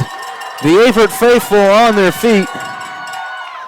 Blitz from the right side. Great protection for Methodist. Throw complete across the 35-yard line, and good for a Methodist first down. First down for Methodist. 18th completion for Dylan DeGroot out of 24 attempts. Bowman was tackled by Reeves. Screen pass to the right side. Caught. Actually incomplete. Wouldn't have mattered. No gain. He made the dive. Of course, college rules. Knee touches the ground. Play is over. Not the NFL where you must be touched by the opposing team. Not the case. Got to stay upright. Here is DeGroot from the gun. Deers. DeGroot rolling out, pressure up the middle. Finally, DeGroot throws complete, cutting back to the outside. That is going to be number 8 for Methodist. DeMarco Smith, the sophomore receiver, as he makes a nice play for the first down. Good job by DeGroot to know where the line of scrimmage was. At first, it looked like he was going to cross it. Well, no, he didn't. Complete to Smith. And here comes Methodist as Deers again goes right up the gut through this defensive line as the tackle made by Caleb Williams. Another one for him. Caleb Williams, second on Averett in tackles here in this contest. Give him 11, only second to Kevin Norcott's 12. Actually, give Williams 12 now, tied with Kevin Norcott. We have a timeout on the field, so we're going to take a timeout up here in the press box. Stay with us on AU Sports Network. We will be right back after this.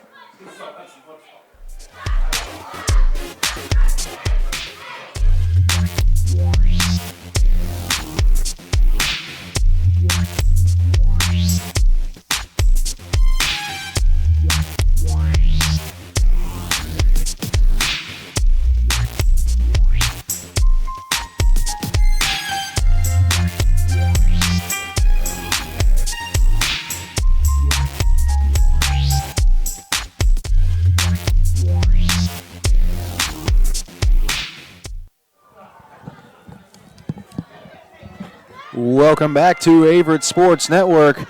Matt the Dean Johnson here on the mic for you on ASN. Dylan DeGroot in the gun.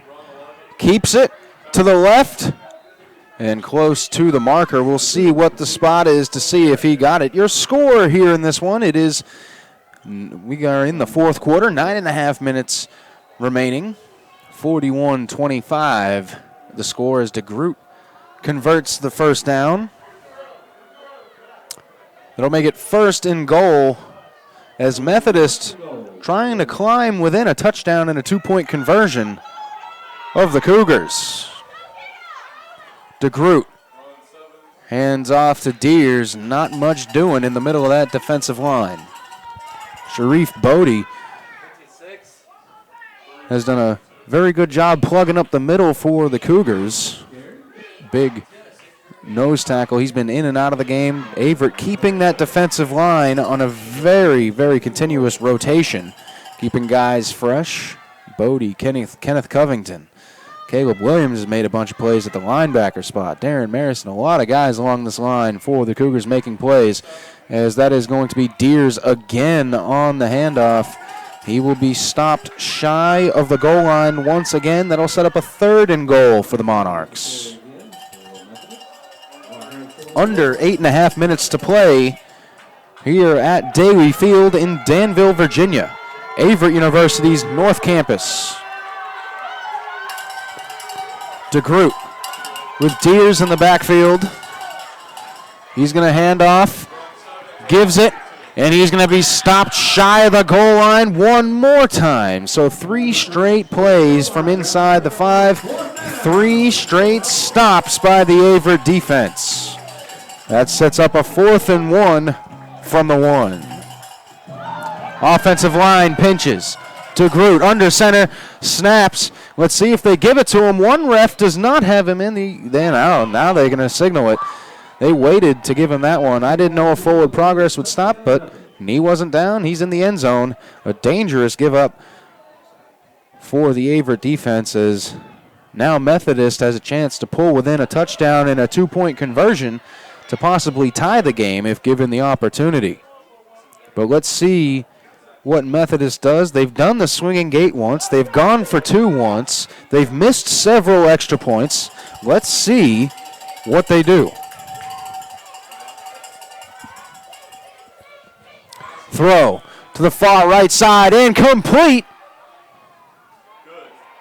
And the 2-point conversion is good. I think that became a matter of whether he had possession or not.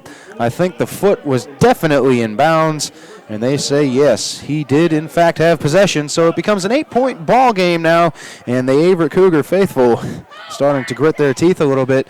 Up 8 points.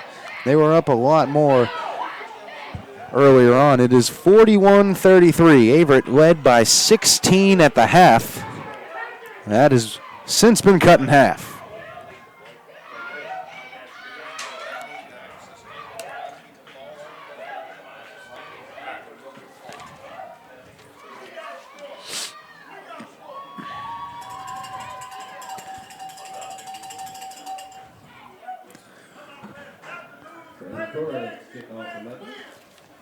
Averett needs a strong offensive possession here.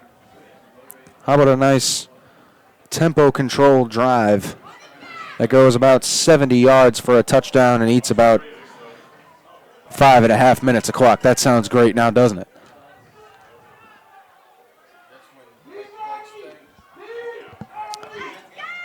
And perhaps Averett's quick strike ability working against them just a little bit here. I know Coach Cleve Adams and Coach Shannon Johnson will take their quick strikes any day of the week. But they've left a lot of time on the board for the Monarchs. Riling off to Jones, who catches it inside the 5, and Jones stutter steps his way all the way to the 15 and is stopped right there.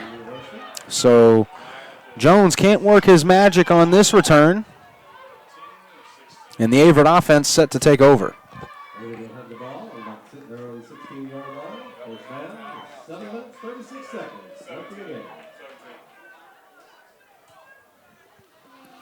Jones just got it past the 15. This drive will start at the 17.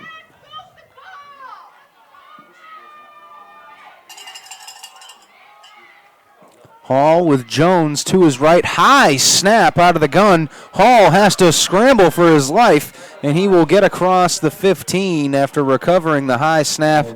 He is going to lose a couple. It'll set up a second and about 12 for the Cougar offense.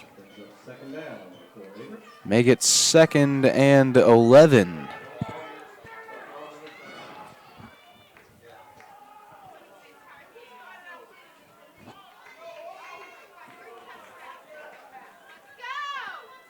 Hall with Jones to his right, one receiver to his left. Here's the handoff to Jones. Pull came through with a good block, and Jones gets about 6 on the carry. Jones, the leading rusher for Averett. Not too often you can have over 120 yards and not lead the game in rushing, but Amandi Deers 144 yards for Methodist. An outstanding game by these offensive lines run blocking. It's 3rd and about 3. Hall making decisions. He's got 10 on the play clock. Gets the snap. On the QB draw. Has a lane, and he's going to be stopped short just as he crosses the 25-yard line.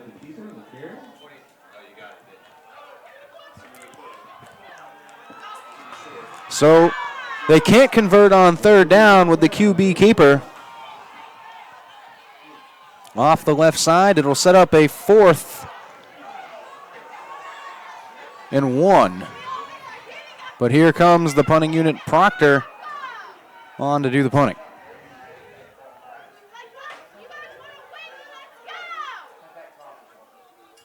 Good snap to Proctor. Good punt. That is actually not Proctor on the punt. That was Hunter Long on the punt. Loose ball, but recovered by Methodist. Well, hold on. I believe it was recovered by Methodist. We're picking apart the pile here. We have a flag thrown after the play. This could be a very big penalty if it goes on Averett. Coach Adams has almost made his way out to the hash marks as he's starting to back up. As we try to sort out this mess after the punt. So dead ball. The penalty is unsportsmanlike on Methodist. So that'll push them back 15.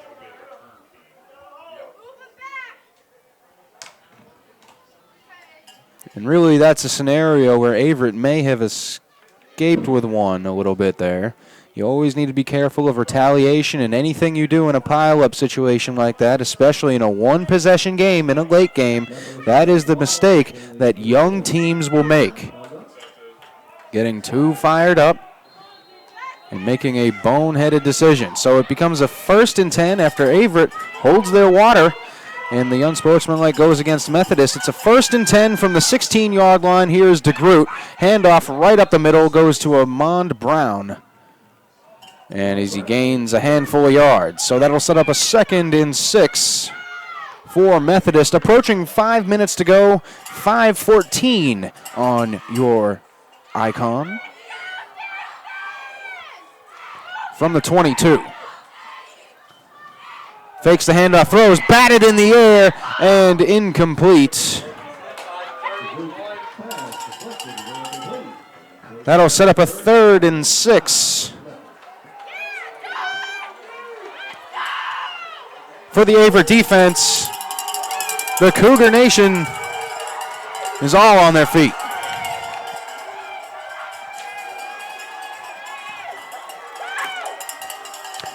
Throw from DeGroot all day in the pocket. Man wide open, caught over midfield. Escapes the tackle inside down to the 30-yard line. Dedrick Bowman.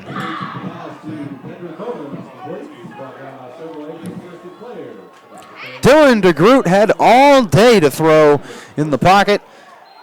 Found junior wide receiver right down the seam in the middle of the field. Big defensive lapse for the Cougars. DeGroot, hands off. Amond Brown right up the gut. He plows forward down to the 25-yard line, a pickup of a handful. That should set up a 2nd and 4 for the Methodist offense.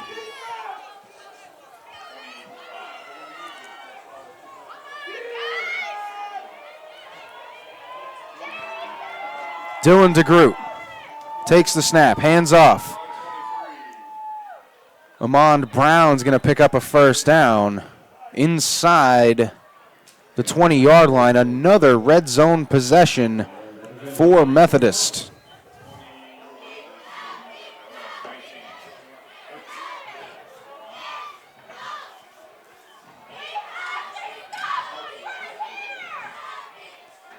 DeGroot. Way back in the backfield is Brown. Wide open on the left side is the screen pass. Touchdown Methodist. But hold your horses. There's laundry on the field.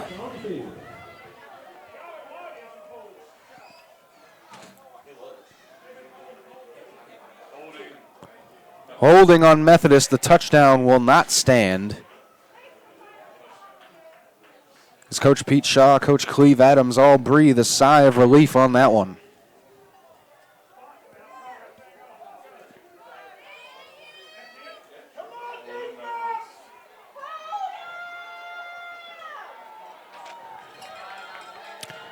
Dylan DeGroot has played a fantastic game. The freshman QB for Methodist has really led the charge here in the late going through the air. Here's the handoff to Brown. It'll be a 2nd and medium. The running game so efficient for Methodist. It's done a great job giving DeGroot the opportunity to make plays with his arm. Both backs, Amandi Deers and Amand Brown, both doing a great job in the backfield for Methodist. Here's the throw. Batted at the line of scrimmage, and it falls incomplete. It looked like Caleb Williams, who got his hands on the football and knocked down DeGroot in the same play. A great effort by the defense. That incompletion sets up a 3rd and 7 from the AU 16. Methodist trailing by 8, looking to tie with a touchdown and a 2-point conversion if they can. DeGroot looking to throw, pressure up the middle, throws, and complete. Touchdown Methodist. And once again, we have a flag on the field. And it looks like it's against the Monarchs.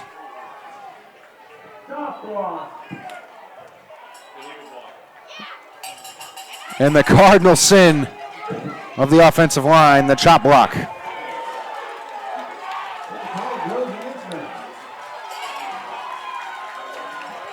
So the touchdown does not stand.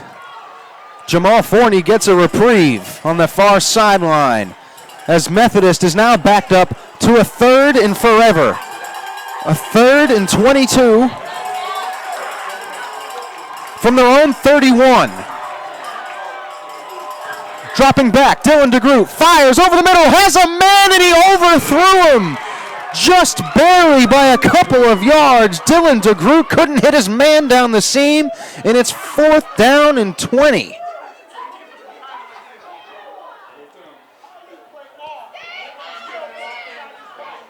It'll actually be a 4th and 22.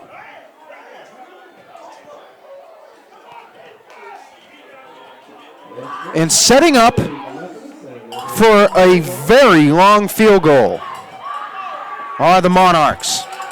Jordan Reeling with the kick. A 48-yard attempt, no good. Way short, and it's going to be returned. Nope, and he stepped out of the back of the end zone. So that'll be a touchback. Well, let's...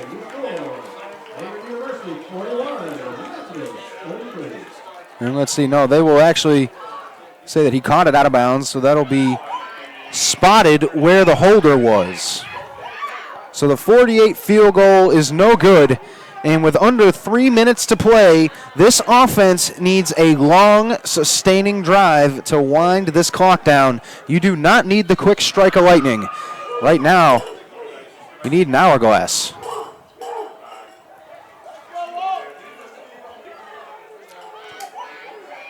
So coming from the gun is Kelly Hall. Looks like Ray Brown to his right. It's actually Travis Jones. He hands off. Jones tries to cut back, and he gets up for a couple of yards.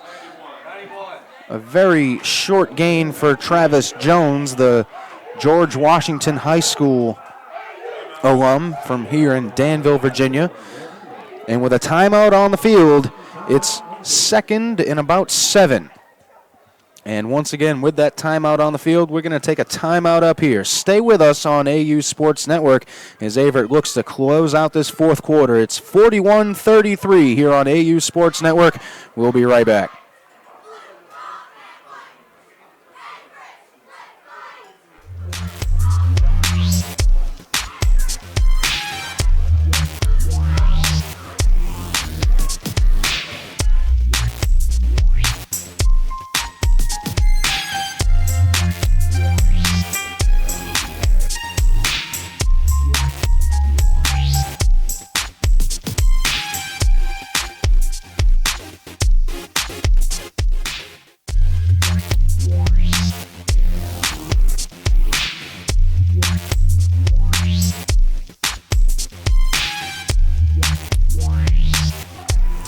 Welcome back to AU Sports Network. Averett coming out of the timeout, setting up with Hall. Hands off to Jones. No, he kept it on the read. Hall spins down, stays on his feet, and he's going to be tackled with forward progress marked at the 35-yard line. Timeout Methodist.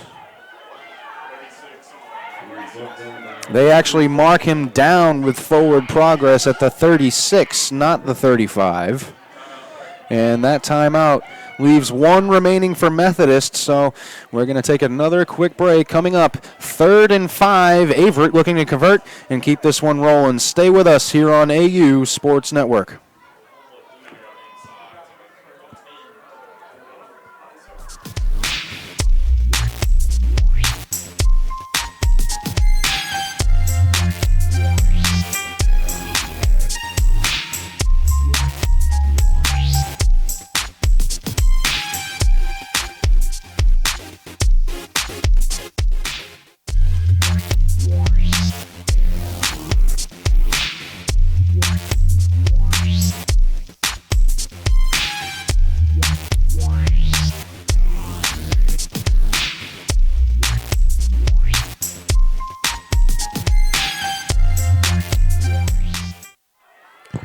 And we're back here on Averett Sports Network. 3rd and 5 for the Cougars. Hall rolls out, throws to the sideline. He stepped back behind the line, and he got the first down, cutting upfield, crossing the 50.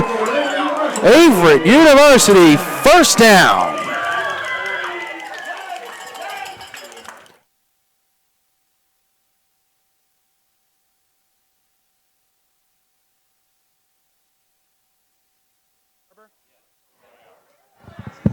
Michael Barber Jr. with the reception along that far side. The call against Averett, a block in the back. It'll set up a 3rd from about the same spot. Penalty occurred downfield. It's 3rd down still. 2 minutes, 16 seconds to go here in the contest. Averett up by 8. Methodist on their last drive had 2 touchdowns called back because of penalties. Timeout, Averett. So once again, a timeout on the field, a timeout up here. 41-33, Averett on top.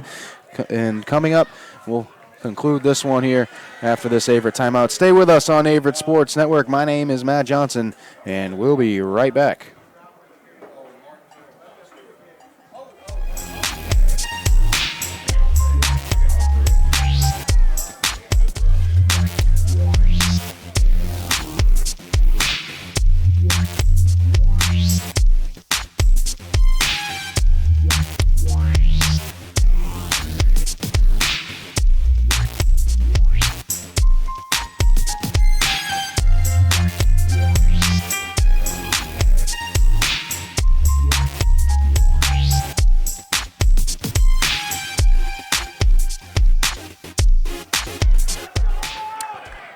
And here we are. 3rd and 4. Kelly Hall and the Cougars looking to convert and try to end this one. 15 on the play clock. Hall moves up to the line of scrimmage, barking out signals. Now readies. Takes the snap, rolls out to his left, gets a block, throws downfield, and intercepted! Intercepted at Methodist's 49-yard line. Kyle Colburn, the junior linebacker, steps up and makes a huge play.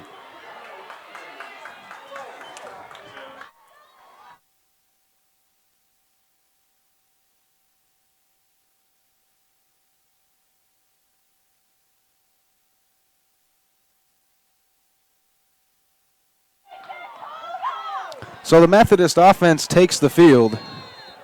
A big turnover, the second interception of the game for Kelly Hall, and this leaves Methodist with a chance to drive down and try to tie the game.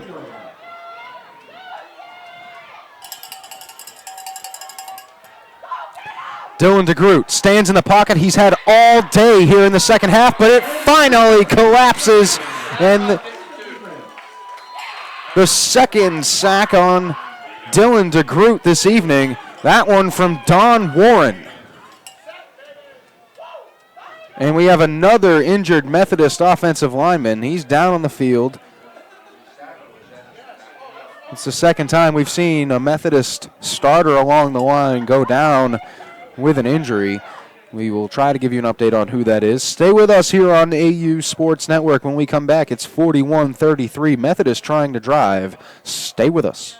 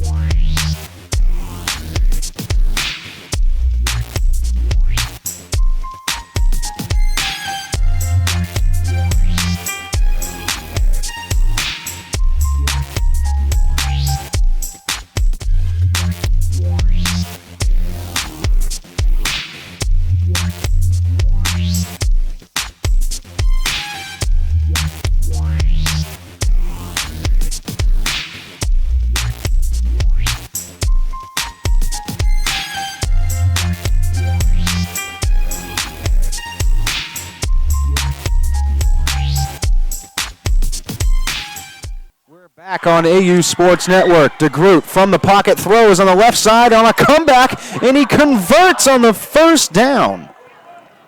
The 2nd and 10 from the Methodist 49-yard line turns into a 1st and 10 from the Averett 41.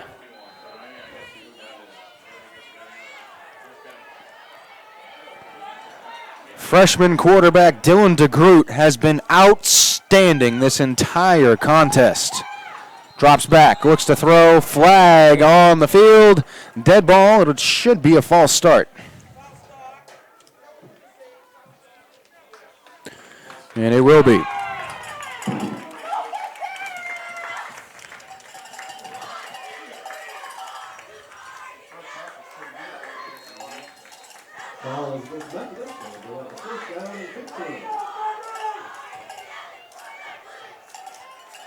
DeGroot looks like Deers to his right. Drops back, stands tall in the pocket. He gets dragged down. Don Warren able to make a play, finally brings him down.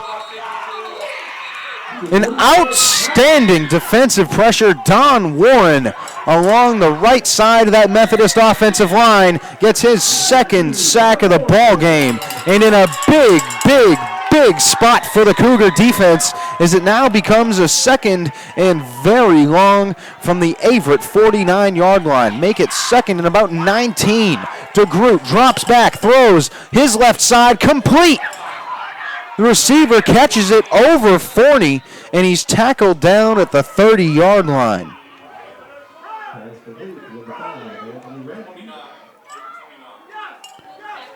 Hard to tell who that was that came up with that football. It looked like Dedrick Bowman. Hard to tell from that far side, and we have a whistle.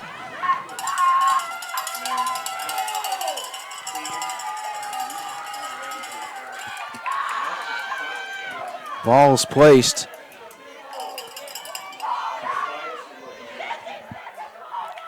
Looks like I missed the spike there on the quick snap from Methodist, so 2nd and 10 after the spike. DeGroot drops back in the pocket, steps up, looking to run.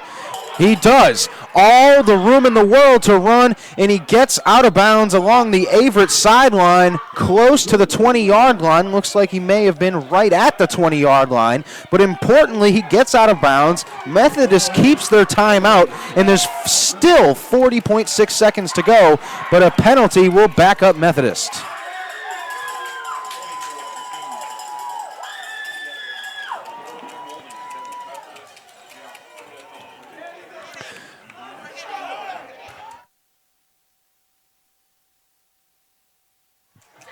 That holding call pushes Methodist back. It'll set up a second and very, very long. A 2nd and 20 from the 39. Dylan DeGroot standing in the pocket. Has time. Takes too much time. Rolls out to his left. Flag comes out again. Throws along the left sideline and out of bounds. Let's see what the flag is. It should be holding again, judging by where the flag came from. No, and it's on Averett.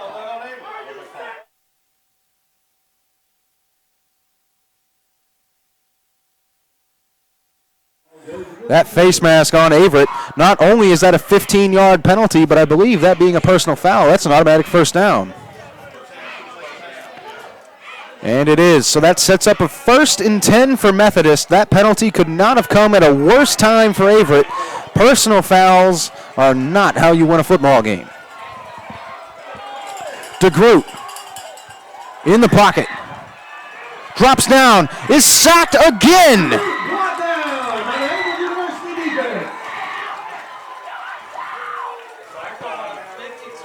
Don Warren with his 3rd time getting to the quarterback. He shared that one. Timeout on the field for Methodist. We're not going to go to commercial break. We're going to stay right here as that is Methodist's final timeout. 21.8 seconds to go here in this contest at Daly Field. A dry Danville, Virginia after last week's rain and today's rain earlier on. This defense needs to make a stop. Methodist has been driving the football up and down this field this entire half. Their offensive struggles really came in the first half, only able to put 12 on the board, and in this half, already up to 21. 41-33 your score. Methodist, in order to force overtime, needs a touchdown and that good old 2-point conversion to make this happen. Averett looking for their first home victory of the season, their first home victory since Washington and Lee last year in the season opener. The defense needs a stop right here. DeGroot from the pocket, feels the pressure, rolls out, flicks it out of bounds, and a smart play by the freshman QB. Get rid of it. For a freshman quarterback, Dylan DeGroot has played like the wiliest of wily veterans. That's a smart play to dump the football. He's made great throws here in the second half. Made a couple of outstanding seam route throws. One for a touchdown in the third quarter. He made another big one here in the fourth. And we have a timeout on the field. Timeout called by head coach Cleve Adams for Averett. The final timeout here in this one. 15 seconds remaining. 3rd and 11. You're down in distance here coming up.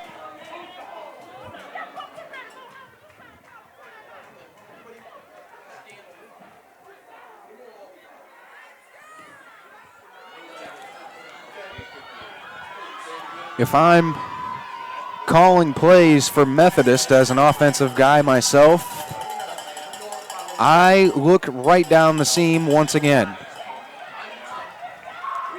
They've had success going with the vertical passing game down the seam. I take a shot here on 3rd down looking for the end zone, right where they've hit the past couple of times. Maybe Dedrick Bowman, the tall wide receiver, put him in the slot. Here is DeGroot, stands, throws, and almost caught at the goal line, but tipped. Intended for Anthony Radke.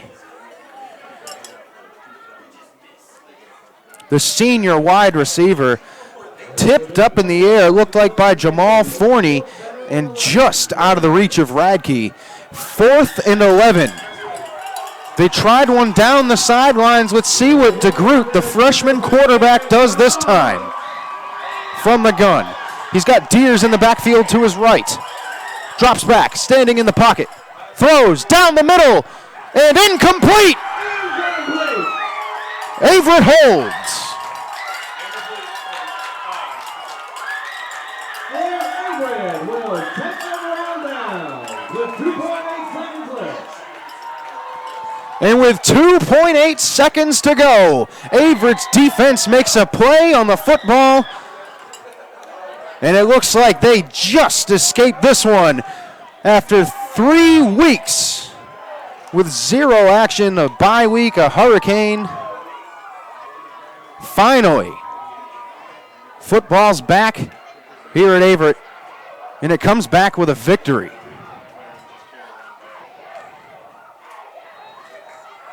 Victory formation for Coach Shannon Johnson and Kelly Hall and the Cougars.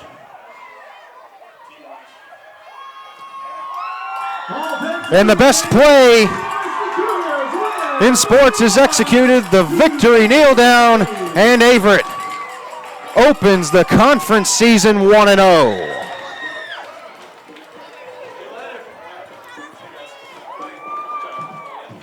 Coming up on Averett Sports Network, stay with us. We have a Buffalo Wild Wings post-game show set to wrap up all the action we just had. Your final score, 41-33. Averett on top of the Methodist Monarchs. Averett improves to 1-3 on the season, 1-0 in the USA South Conference, while Methodist falls to 2-3, 0-2 in the USA South. So stay with us. We have our Buffalo Wild Wings post-game show coming up right here on Averett Sports Network, and we'll break down all the action. My name is Matt Johnson. Stay with us. We'll be right back.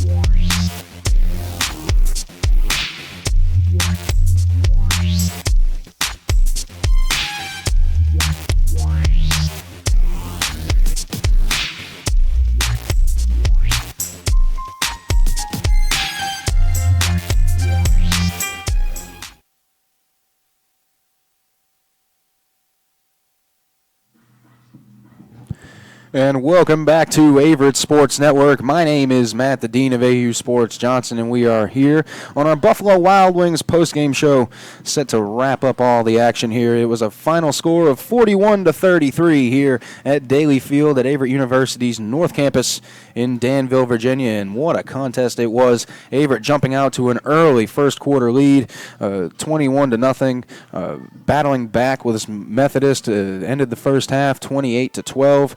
And really just it kept spiraling from there. Averett stayed on top the whole game, but it was much closer than the score really indicated. Quick strikes on both sides, big plays all across the board in an exciting game to watch, as we now will get into our Piedmont Glass post-game analysis and breaking it down for you. It was a lot of offense and a great job by both offensive lines. A combined 525 yards rushing for both teams in this contest, not to mention Methodist going over the 300-yard mark passing, and Averett for the fourth straight game having a quarterback throw for over 200 yards in the contest. So across the board, an outstanding job by the offensive coordinators calling plays to get their guys into the right positions, and a great job by the players to, of course, execute those plays and make sure it all happens. Really, the offensive lines were the keys to this game, and they churned it all and made it all happen. When the offensive line needed to come through for Averett, they did. And later on in the game, Methodist offensive line continuously made plays. An extremely, extremely bad chop block penalty pushed back the Monarchs 15 yards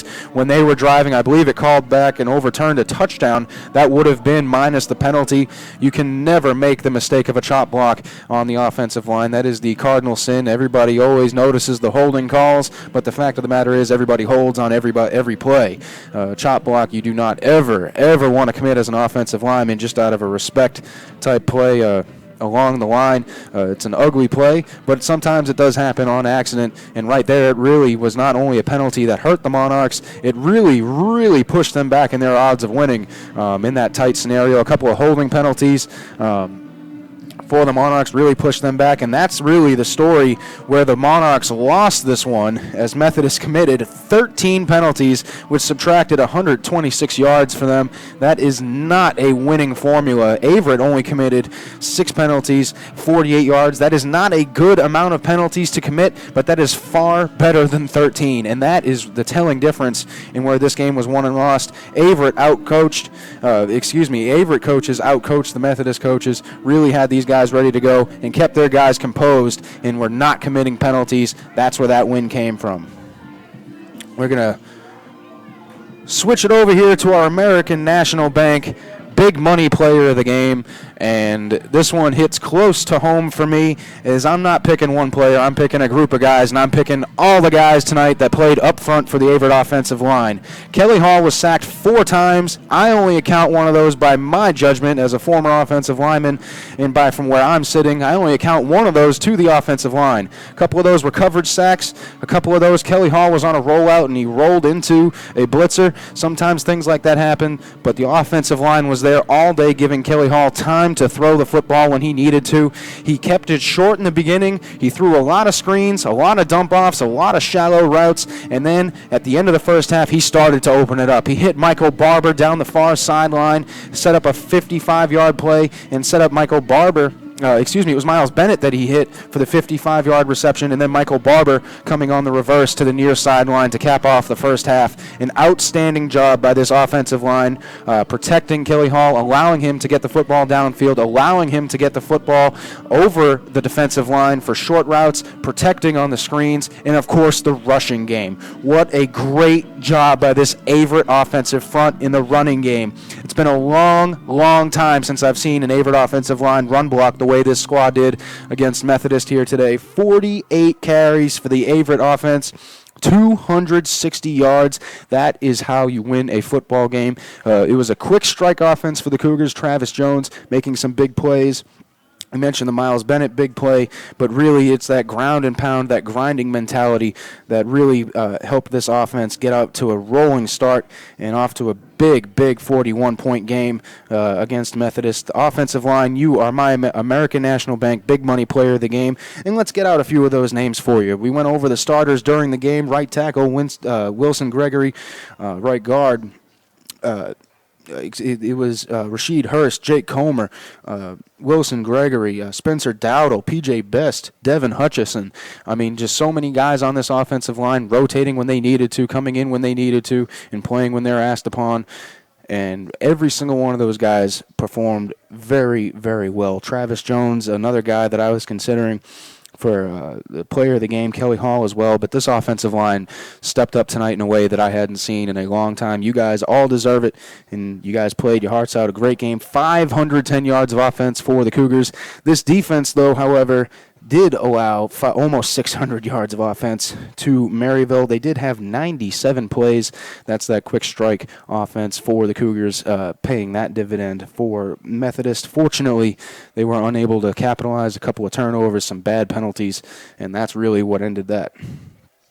So, looking at our Chick-fil-A final stats, I mean, really, that's what the numbers you want to look at I've already went over. 600 yards of offense for Methodist, but 13 penalties, 126 yards of penalty yardage. That is the all-telling number in any football game. You hear about teams, any team that goes over, I mean, I would put it at 9 penalties, and that's almost a guaranteed loss every time. 13 tonight for Methodist against a young Averett team that has the potential and the chance to commit that many penalties in their youth, in their lack of experience, but instead they showed to be the more mature team. They proved to be the more willing to fight to win team instead of doing skirmish-type stuff, getting unnecessary penalties, unsportsmanlike conducts, personal fouls. Averett avoided all that, and that is how, to me, they were able to come out on top. Several penalties on that last drive for Methodist as they were trying to drive down the field to score. I believe 2 touchdowns called back. I believe it was 4 penalties in Averett's side of the field alone, not just the touchdowns getting called back, but some big, big penalties, and Averett able to keep their head. Such a relieving thing to see out of this young Cougar squad. And Coach Adams gets his second home win of his career. First home win for the Cougars since opening day last year against Washington and Lee University, where Averett won on the inaugural game on Daly Field. Well, folks, it's been a great broadcast here tonight. It's been great returning to the action after 3 weeks off with the bye week, the hurricane, and it's great to see another Cougar victory. Thank you, Cougar Nation, for coming out and listening here on Averett Sports Network. My name is Matt, the Dean of AU Sports Johnson. I will be back here on AU Sports Network on October 24th to broadcast Homecoming Part 2 as the Averett Cougars are set to host Maryville in a myriad of sports that day, including football, where they will take on the Maryville Scots, the undefeated conference leaders here in football. That is 2 weeks from today. Next week, football on the road in Greensboro for Greensboro College, another USA South Conference foe. Once again, Averett improves to 1-3 overall on the season, 1-0 in the USA South with a 41-33 victory over the Methodist Monarchs. Thank you for listening. My name is Matt Johnson for AU Sports Network. Good night.